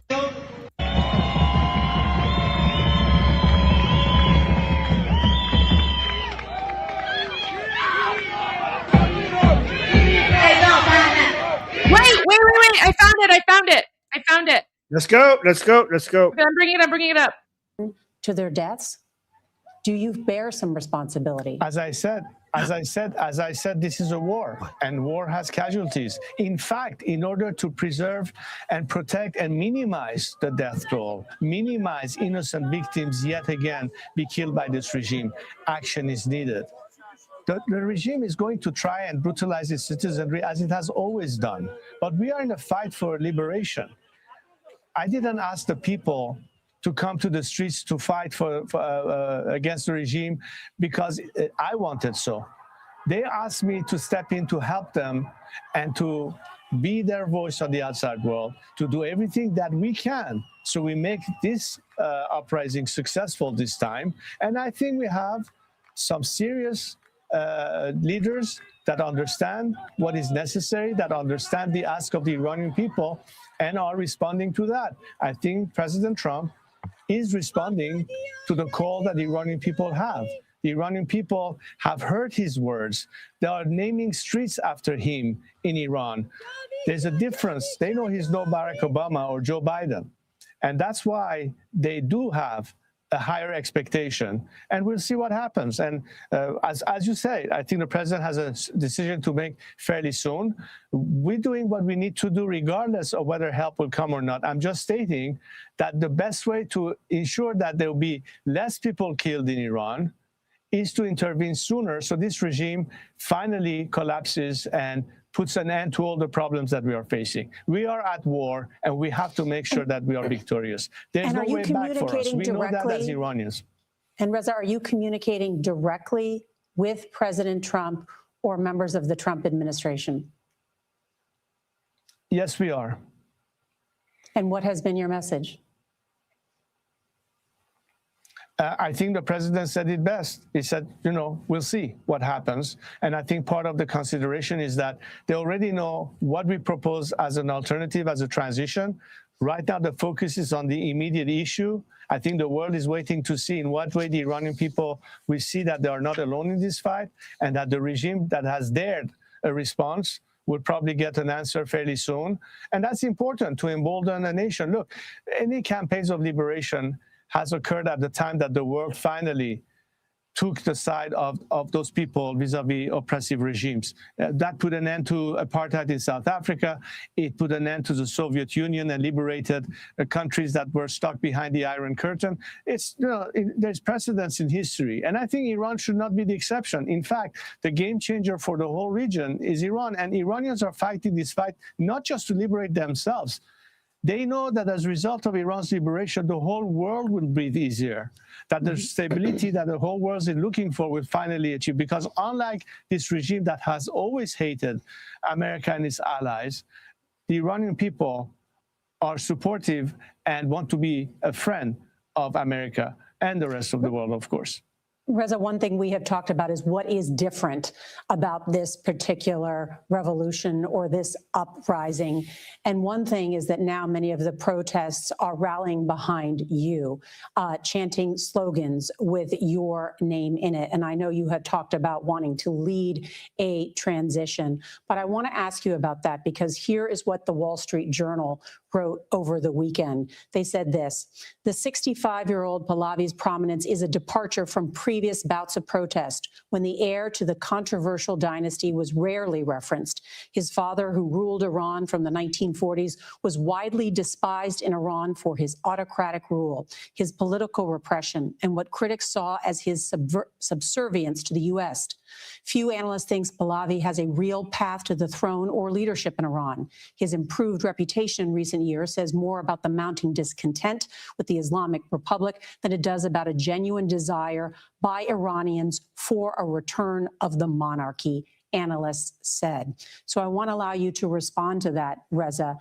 Why would you be the right person to lead such a transition? And why should people trust you to return the country of 90 million people and bring them towards a democracy? Well, it's interesting the way you characterize it, because if the people did not actually believe that I can be the person doing that for them or the person to be trusted, there wouldn't be the millions on the streets of Iran, in the four corners of Iran, chanting my name and asking my return. They do. And that should be indicative of the reality on the grounds. But why is it that I offer my service to Iran? I'm answering their call. I've stepped in to lead this transition, and I have a plan for that.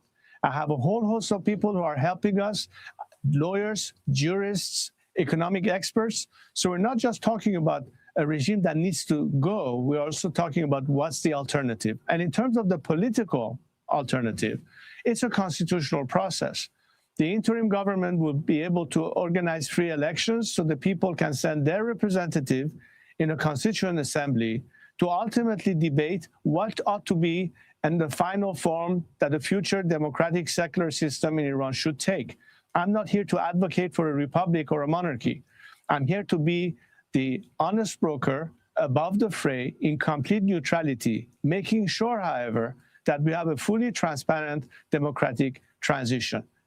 But the expectation of Iranians is to be able to have a smooth transition, to be able to have a stable transition, and that is why a big part of my campaign depends on having, unlike other scenarios of regime change in the region that did not turn out so well, the Iranian scenario includes maximum defections of elements that can be part of the solution. That is why I've launched this campaign many months ago, and we had over tens of thousands of respondents, members in the military, paramilitary forces, and the civil bureaucracy that will be able to be part of the solution in the future, so long as their hands is not soiled with the blood of the Iranian people. And that is something that will bring people a sense of confidence that they're responding to my call, that they can trust me in this. And I intend to do exactly what I said, to help them achieve that end. I'm a bridge and not the destination at this point. But Reza, how can you promise and how can you make people who may doubt what's next with you in charge of a transition, that this will not be a return to a monarchy, that this will not be a future autocratic government? Because they have followed my path and my track record for 46 years. From the very beginning, they know what I stood for. What I tell you today, Nora, is what I said 40 years ago. I've been a man of my word, and I'm my own man. And that's why they know who they're dealing with. It was difficult for them to have that information, but today's generation of young Iranians know even more about me than people of my own age. The fact is that they have followed me all these years. They understand where it is that I'm coming from. They understand my vision, and most importantly, my commitment to a democratic alternative.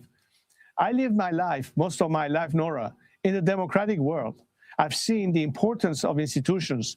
I understand the importance of checks and balance. I understand what it takes to guarantee a society that we don't deviate from a democratic path, and what's necessary to be done fundamentally, institutionally. It's not about somebody in charge at the top of a pyramid. It takes much more than that to maintain democracy. I've learned it. I prepared for it. I trained for it. And that's why I think that trust that you hear now in me is because they understand me, my goal, and what it is that I'm offering. And I'm responding to their call. I'm responding to their ask to step in and lead them. They call my name. They don't call somebody else's name. And that puts a huge load on my shoulder that I intend to discharge in the best of my abilities to heed their call and be a servant of my people and my nation. But Reza, you have not been back to Iran in nearly 50 years, half a century. What would it mean for you to go back? The whole world. Look, I've never felt detached from my homeland. I've always been in touch with my fellow compatriots, literally on a daily basis, in various ways. And, you know, as time went by, and we all now have a step to take back and look at the perspective of things, where Iran was going, where it happened since then, and where can we go from here? There's a whole host of experience that we have all gone through. And now we have a pretty good picture of where we want to be. We know Reza, exactly what we want you say and what we don't want. Forgive me, Reza, I heard you say over the weekend that you are willing to die for this cause. What does that mean? Yes. But look, the first time I was ready to die for a cause when I volunteered to join the Iranian Air Force during the Iraqi attack on Iran and the breaking of the Iran-Iraq war, when the revolutionary government of Khomeini was already in place. My patriotic duty was asking me to, as a pilot, to go and fight alongside my military brethren in that war. I was prepared to die then. I'm prepared to die now. There's no greater cause for that, the liberty. And what is my life when I'm thinking of millions of young Iranians who today call my name? This young girl who a doctor in Tehran was operating on because she was shot in the face with bullets that had broken her jaw. The doctor said, "Where are you going?" He said, "I'm going back to the street. I'm going back and I'm going to the streets so that, and I wait until Reza, my leader, comes back and saves us."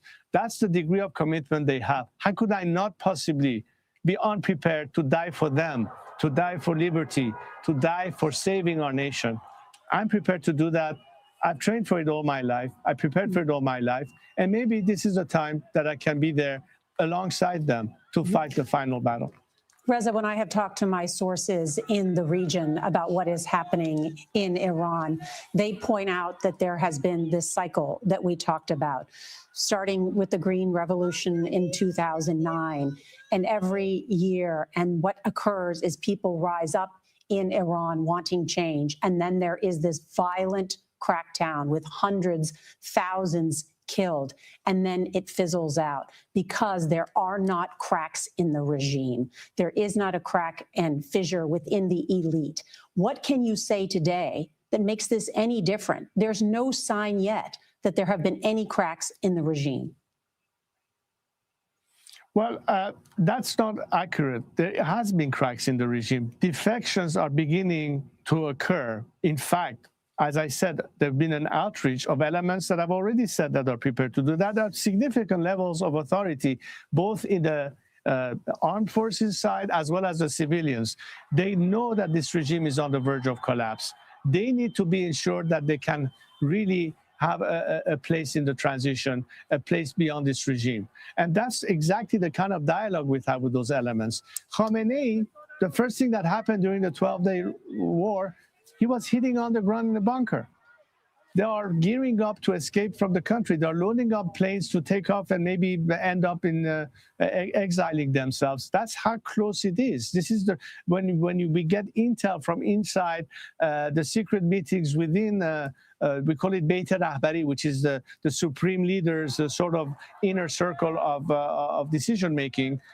There's a lot of demoralized people sitting right there, including Khamenei himself. As I said, they're just using brutality just to hope that they can yet again intimidate the country and in total obscurity go ahead and do whatever they want to do. But what's different this time is people have had it. They're committed to liberate themselves. And I think Iranians know that unlike the past that they were thrown under the bus, at least under two different administrations, the first time in 2009 and Barack Obama was in charge, and lately under the Biden administration, which basically gave the regime in a mode of appeasement an opportunity to gather second steam.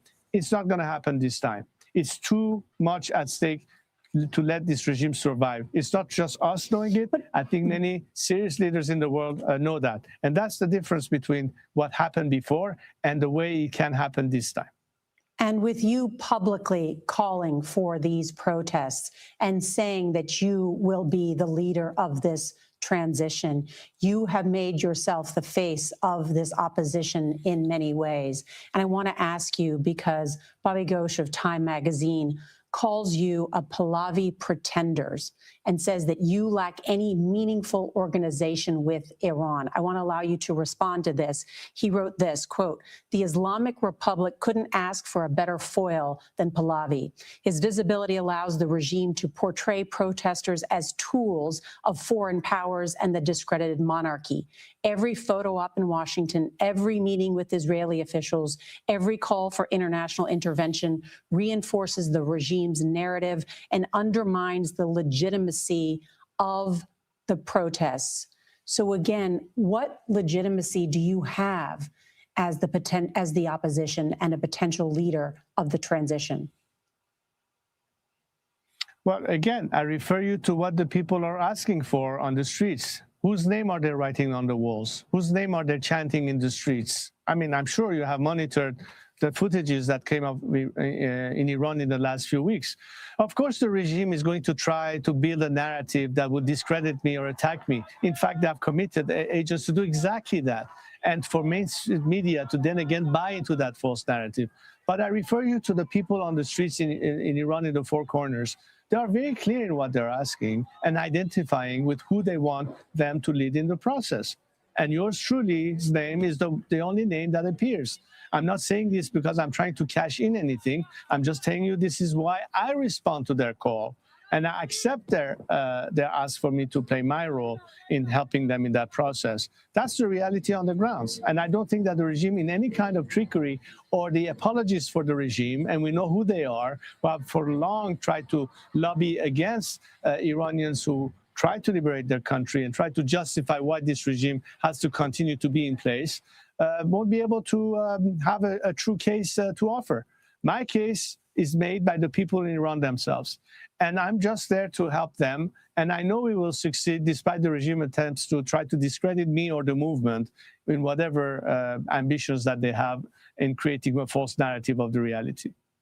Well, the world is watching very closely what is happening in Iran as those protests continue and as President Trump prepares to meet with his top military advisors tomorrow to discuss potential military options. Reza Pahlavi, thank you for joining us and for this conversation. We appreciate it. Thank you, Nora. Thank you. This has been a CBS. Wow. What? She's so rude. Why is she keep calling him Reza? What amazing responses from the prince. Those were fantastic responses, but what unfair questions. I mean, I'm so glad she asked them so that he could respond to them, because she did such a good job. Every time I got angry that she's asking a stupid question, then I got actually, when I heard the prince respond, I was like, okay, that was good. I'm glad she asked that so that he could give. But why is she so freaking rude? Reza? Where is she getting that from? Reza. Hey, Reza. Hi, Reza. That was insane. But guys, wasn't he perfect? Every freaking response were on point. On point every single time.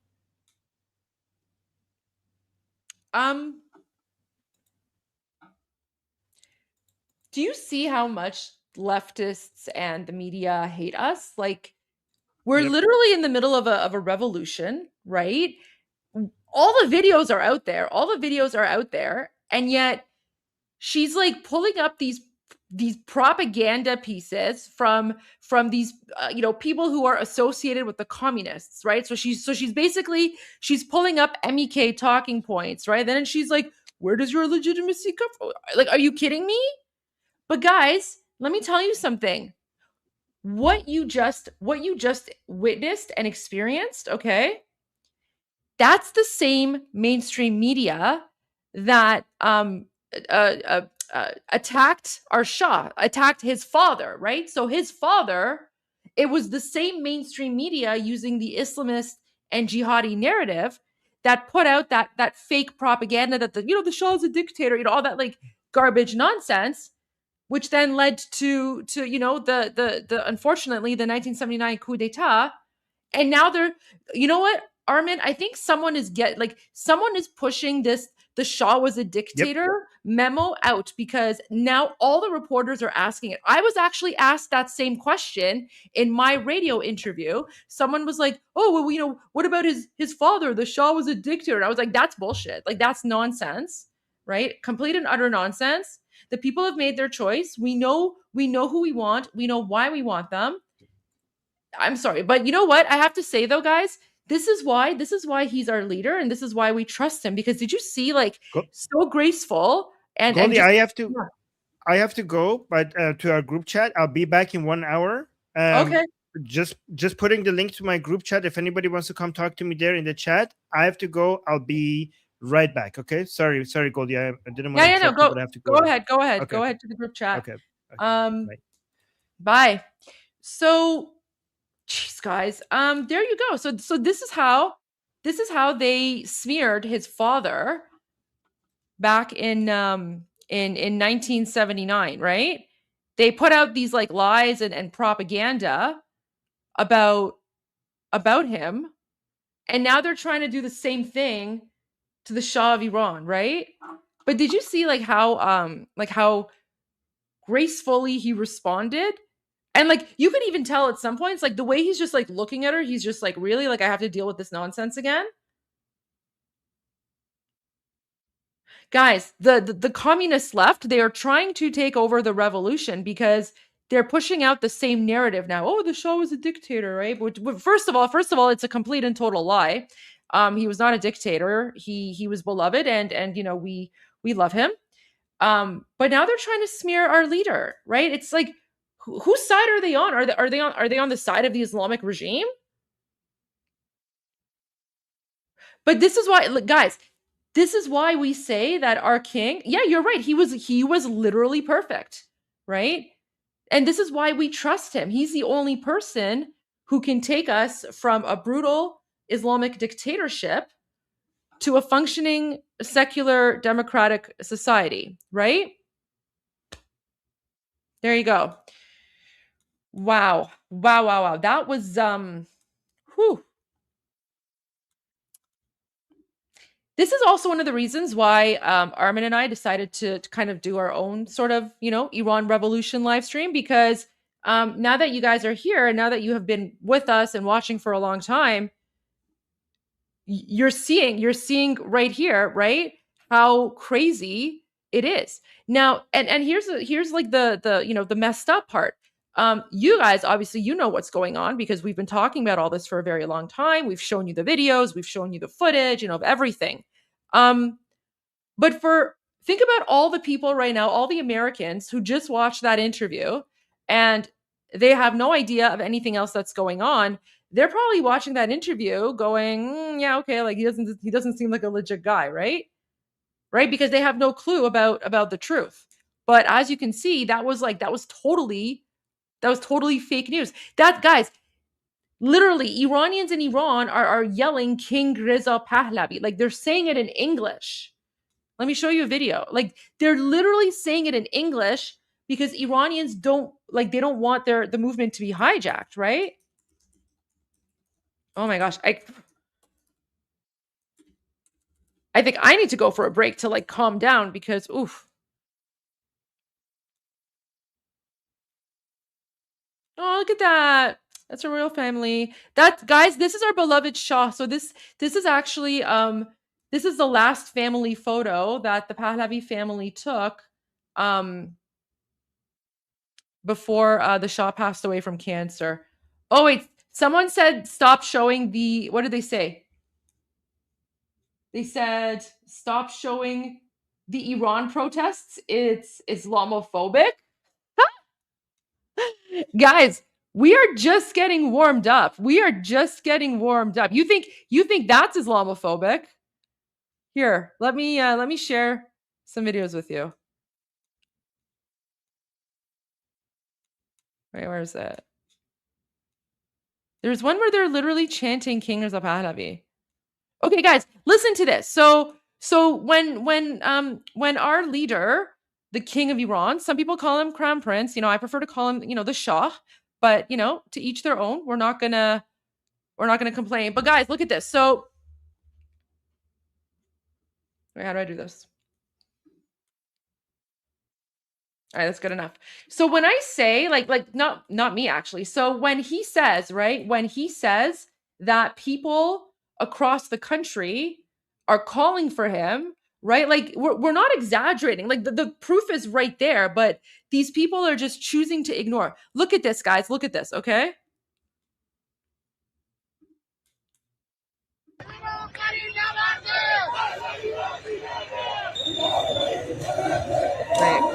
Wait, it's too small. Let me fix the settings here because Armin's not around now. Now you guys are just stuck with my giant face.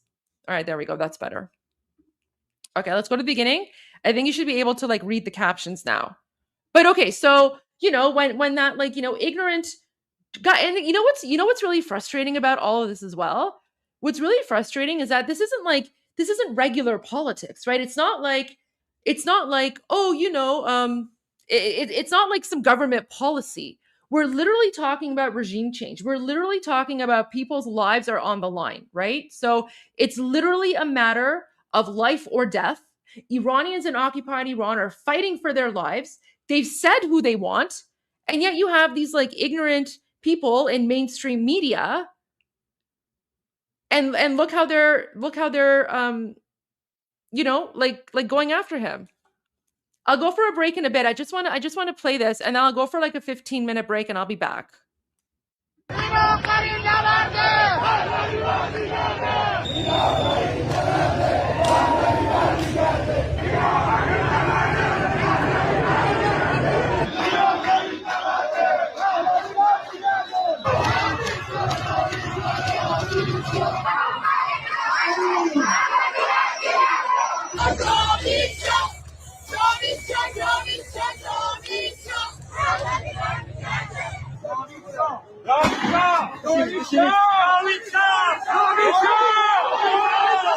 Do you see this? So like look at this scene. Look at this scene. So these are unarmed Iranians, okay? They're unarmed. They're being shot at, right? Like they're literally being shot at, right? And they're still they're chanting Javid Shah, long live the king. So while the forces of the Islamic Republic are shooting at them, they're chanting Javid Shah, which means long live the king, right?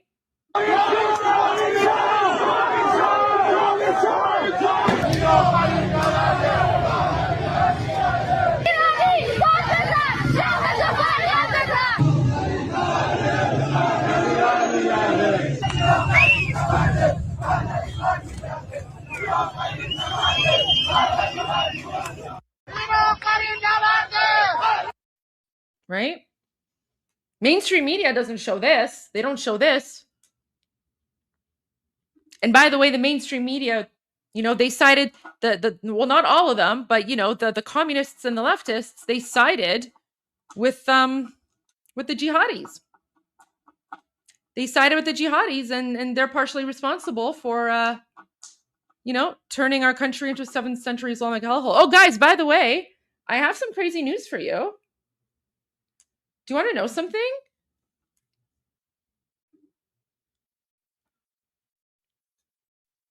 Guess who's going on Piers Morgan tomorrow?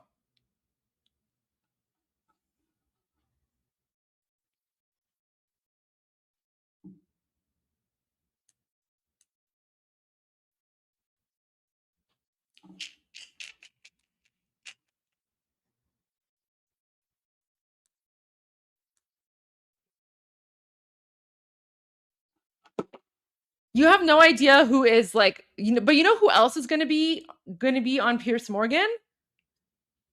Cenk Uygur, however you pronounce his name, the chunky yogurt guy. So I don't know why, like I don't know what chunky yogurt has to say about the Iranian national revolution, but I'm assuming he's probably going to like, I don't know, say that it's like, Israel or Mossad or something, right?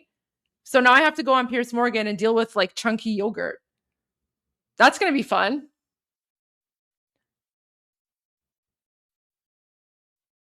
I like Piers Morgan though. I actually do like Piers Morgan.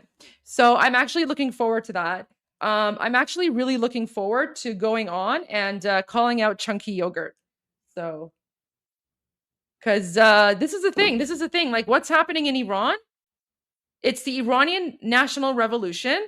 It's by Iranians. It's for Iranians. And it's, the Islamists are upset, right? So the Islamists are upset because we're basically rejecting Islam, right?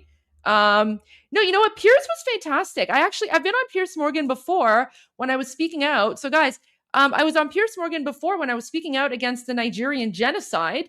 And I basically schooled the Nigerian foreign minister, and I called him a liar. And I said, you're a liar. Shame on you for denying the Nigerian genocide. I actually really enjoyed going on Piers Morgan. So I'm going to go on Piers Morgan to talk about Iran. Yeah, I should ask him about the Armenian genocide. I'll be like, what are your thoughts on the Armenian genocide, Chunky? No, I'm going to pronounce his name properly. How is it pronounced? Is it Chenk or is it Senk? I actually don't know. I like Piers Morgan. And wait, what? What will you do if New Yorker? Oh, what would I do if like someone accused me? Guys, I was already accused of Islamophobia like 2 years ago. I was actually so guys, the National Council of Canadian Muslims accused me of Islamophobia like a year and a half ago because I was raising awareness on Iran, and they actually didn't like the fact that I spoke with Tommy Robinson about Iran and Islamic terrorism. So the National Council of Canadian Muslims accused me of Islamophobia for the crime of speaking with Tommy Robinson. And so I was kicked out of my party because of that. I was kicked out of my party because of that. So guys, I don't care if someone calls me Islamophobic, I'll be like, Iran is literally a country of 90 million Islamophobes. We're literally burning down mosques. So that's not really an insult. Like, I'm Iranian, like that's actually kind of like it's kind of like a compliment, right? It's a compliment. Because after what's happened to us in the last 45 years, I mean, someone calls me Islamophobic, I'm like, oh, thank you. Thank you very much. Thank you. Thank you, guys. It's like, I'm Iranian, right? So there's actually someone who posted something really interesting. I retweeted it. He does use a little bit of naughty language in his post, right? But it's like, here's the thing. Like, the reason we're sick of it is because they literally murder us. Like, it's been jihad, right? Oh, by the way, guys, I wanted to point this out too. So I don't know who did this, but one of you did this. So someone did made this like AI photo of me, and they posted it on their, I guess, Instagram, and it has like 9,000 likes. And then I don't know which account this is though. So I just thought that was kind of cool. So apparently, like, this has been making the rounds, and eventually, like, my mom forwarded this to me. It kind of looks like me. So I was like, this is kind of cool. Like, it kind of looks like, I'm live casting Iran Revolution live from from a liberated Iran, right?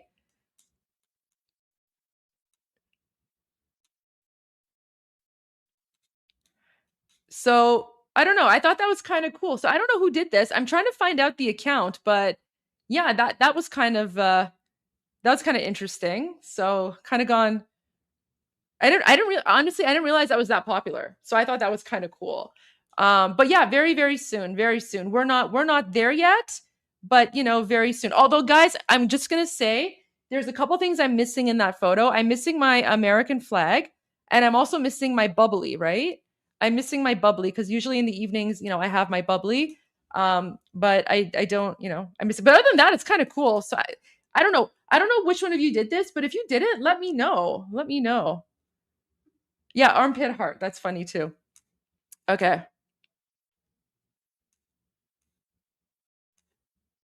Where's the thing that see, guys, so this is what I mean, okay? So this is the sentiment that a lot of Iranians have right now, okay? And I'm not saying like, this is probably the best thing to have, but given what we've been like dealing with for the last 47 years, like, this is why, like, we Iranians, look what they did to what? Yeah, Trump. Yeah. Anyway, so like for us, right? For us, like, this is why we don't care if people call us Islamophobic anymore, right? Like, we're literally fighting for our lives because we have been suffering under the shackles of Islamic oppression, right? And it's not just me, right? So look at what he says here. He says, the Islamic regime is handing out death sentences to protesters in Arabic, a language that Iranians don't understand, right? That's the other thing, right? We're Iranian. We speak Persian. We don't speak Arabic. And yet the Islamic dictatorship is handing out death sentences to protesters in Arabic. I don't speak Arabic. I don't understand Arabic. I'm not Arab. But this is what I mean when I say they're like a foreign occupying thing, right? And then I've been told that their Basij forces, right? So those are all the imported proxy groups, right? They play the Arab chant of Haydar, Haydar over loudspeakers while they're shooting unarmed Iranians, right? So this is happening right now. They're literally playing their like Islamic jihadi chants while they're like shooting unarmed Iranians. They're now calling on Arab militias to come kill Iranians. This is what Shia Islamists fundamentally are. Arab worshippers who hate Iran, Iranians, and the great Iranian civilization. And that's true, right? And like, look at this, open source intel, right? They've reached out to allied Iraqi militias, including Kataib Hezbollah. Kataib Hezbollah is literally like a terrorist group, seeking support to help suppress the ongoing protest. And that's Fox News. So Fox News reported that, right? So even Fox News is reporting that the Islamic dictatorship is reaching out to terrorist proxy groups to come to Iran to murder Iranians. Right? Like, how messed up is that? So they can bring in their jihadi Allahu Akbar savages to come murder us. But if we complain about it, we're the ones who are Islamophobic, right? Do you see how that works? Do you see how messed up it is? But again, this is why I'm saying I don't care. I really don't care. I'm already beyond being caring about whether or not someone accuses me of Islamophobia, because we're a country of 90 million Islamophobes, right? Because we're burning down mosques. Why are we burning down mosques? Because we understand that these mosques are hubs of terrorism, right? Guys, look what Glenn Beck did. He did that yesterday. Isn't that nice?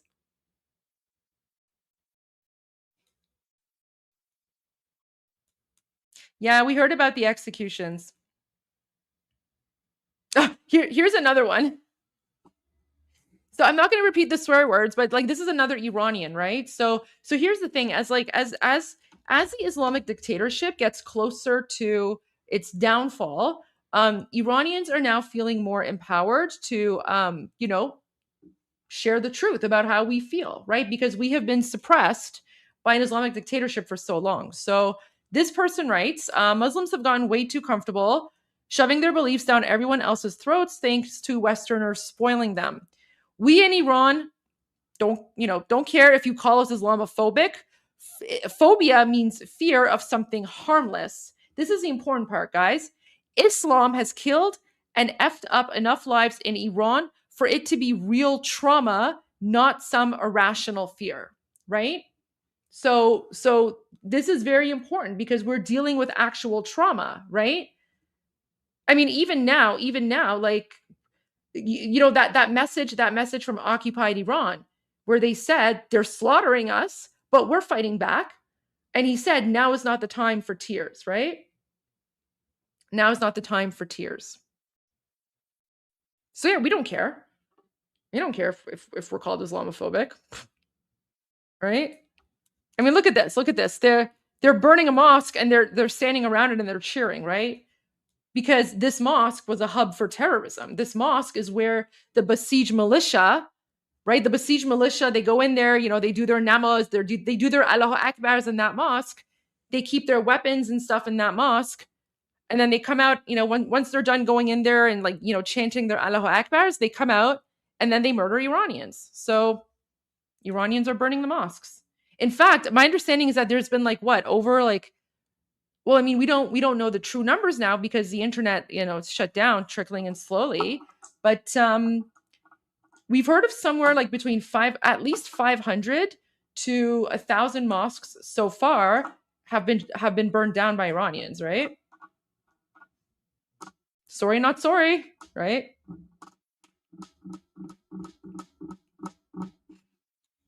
But now apparently people on X, all of the jihadis on X, they're like, oh, you can't post about the Iranian revolution because it's Islamophobic, right? So those people would rather that we Iranians remain oppressed under a foreign terrorist occupation, right? Do you see how like evil they are? They don't care about human rights. They would rather us remain oppressed by like a foreign Islamic occupation than for us to speak out about it, because they don't like the fact that, you know, we're burning down mosques. Well, guys, we're just getting warmed up. We're just getting warmed up, right? There you go. So, oh, look at this one. Look at this.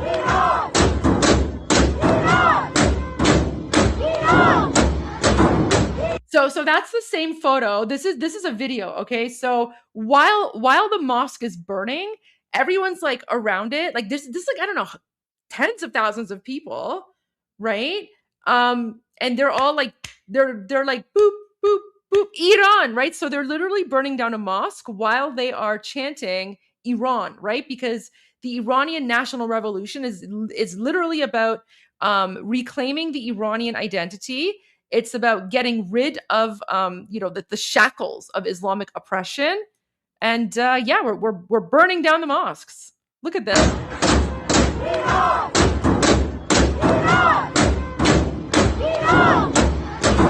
Iran! Iran!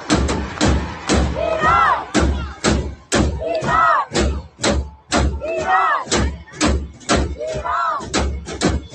Iran!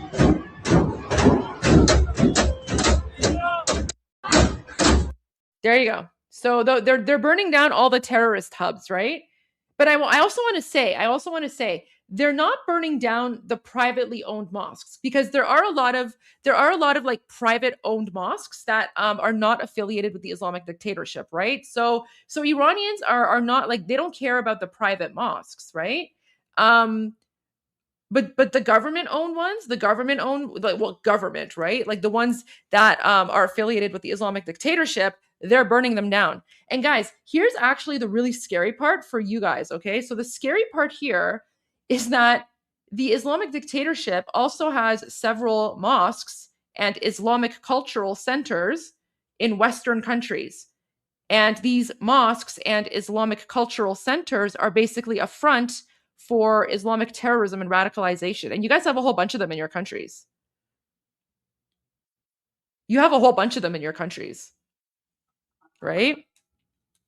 Let me show you, let me give you one example. Hamburg. Your guys, your countries are full of them. They're full of them, okay? So look at this. Look at this one. So Germany shuts down Islamic Center Hamburg, okay? The Islamic Center Hamburg was under investigation for several months over its alleged support to Lebanon's Hezbollah group, which is backed by Iran, right? Iran, of course, being the Islamic Republic. Hezbollah is classified as a terrorist group by Germany.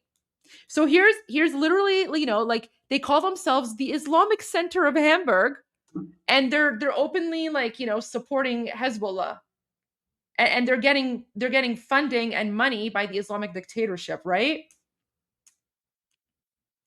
German Interior Minister Nancy Faeser said on Wednesday that the Islamic Center Hamburg would be banned for propagating extremism, and that its famous Blue Mosque was being searched by police. It is very important to me. Yeah, this part's nonsense. We're not acting against a religion, whatever. But just against a group accused of undermining the German state as well as women's rights. The Imam Ali Mosque, known locally as the Blue Mosque, is one of Germany's oldest mosques and is operated by the IZH. So do you see that? Like the Imam Ali Mosque, literally, it's one of the oldest ones, which means guys, these terrorists have been infiltrating your countries with their mosques and Islamic centers for a very long time. Very long time. All over the US, all over Canada, right? UK, like everywhere.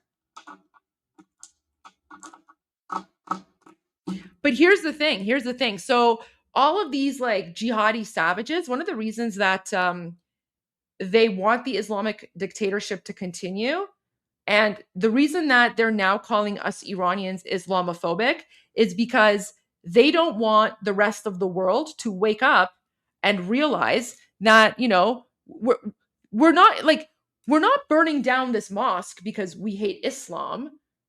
We're burning down this mosque because it is a hub of Islamic terrorism, right? It's a place of extremism because that's what the Islamic dictatorship uses it for. The regular, the privately owned mosques are fine. But the reason that all these people on X or social media or whatever, the reason that they're accusing us of Islamophobia is because they don't want you guys to figure out the truth. What's the truth? The truth is that any mosque that is funded by the Islamic regime or the Muslim Brotherhood, those are not regular mosques. Those are like places of extremism, right? And here's a perfect example. But these, jihadi savages in your countries, right? They just say, "Oh, Islamophobia," right? Because they want you to like feel scared and be like, "Oh, okay, well, we should look away," right? But they're all fronts. They're all fronts. And what they're really scared of right now, is that when the Islamic regime falls, we're going to go in and we are going to expose every single one of these mosques, right? We're going to expose all of them. And you guys are going to be very, very shocked to see how many of these Islamic cultural centers in your various countries are actually fronts for terrorism. Right? Not all of them, right? But the ones that are affiliated with the Islamic regime, 100%, they're fronts for terrorism. Right? Here's one example. So this is what I mean. When I say that Iranians are burning down mosques, right? It's not because they hate religion. Guys, I guarantee you there are Iranian Muslims in this crowd who are burning down this mosque because we're all just sick and tired of religion in politics. Like, we just want religion to be private. Everyone can go home, worship whatever they want to worship, but like leave it out of the public sphere, right? So there you go. And we also recognize which mosques are terrorists and which ones are not. So there you go. A little bit of nuance for you, right? A little bit of nuance. Okay. Guys, with your permission, I'm going to take a little bit of a break, if you don't mind. And what I'm going to do while we're taking the break, it's not 100%. It's not 100% is funded by Muslim Brotherhood. Yeah, 100%. While I take a short break, I'm going to play the interview with wait, how long is it? Duration? No, that's not the one. Okay, so while I take a short break, I'm going to play yesterday's interview because, we saw a really, really terrible interview with CBS. Saw a very terrible interview with CBS and, of course, the Shah of Iran. But I want to play you the one that he had yesterday with Maria Bartiromo, okay? So I'm going to play that one. It's about 15 minutes long. I'll be back in 15 minutes to continue. All right, here we go.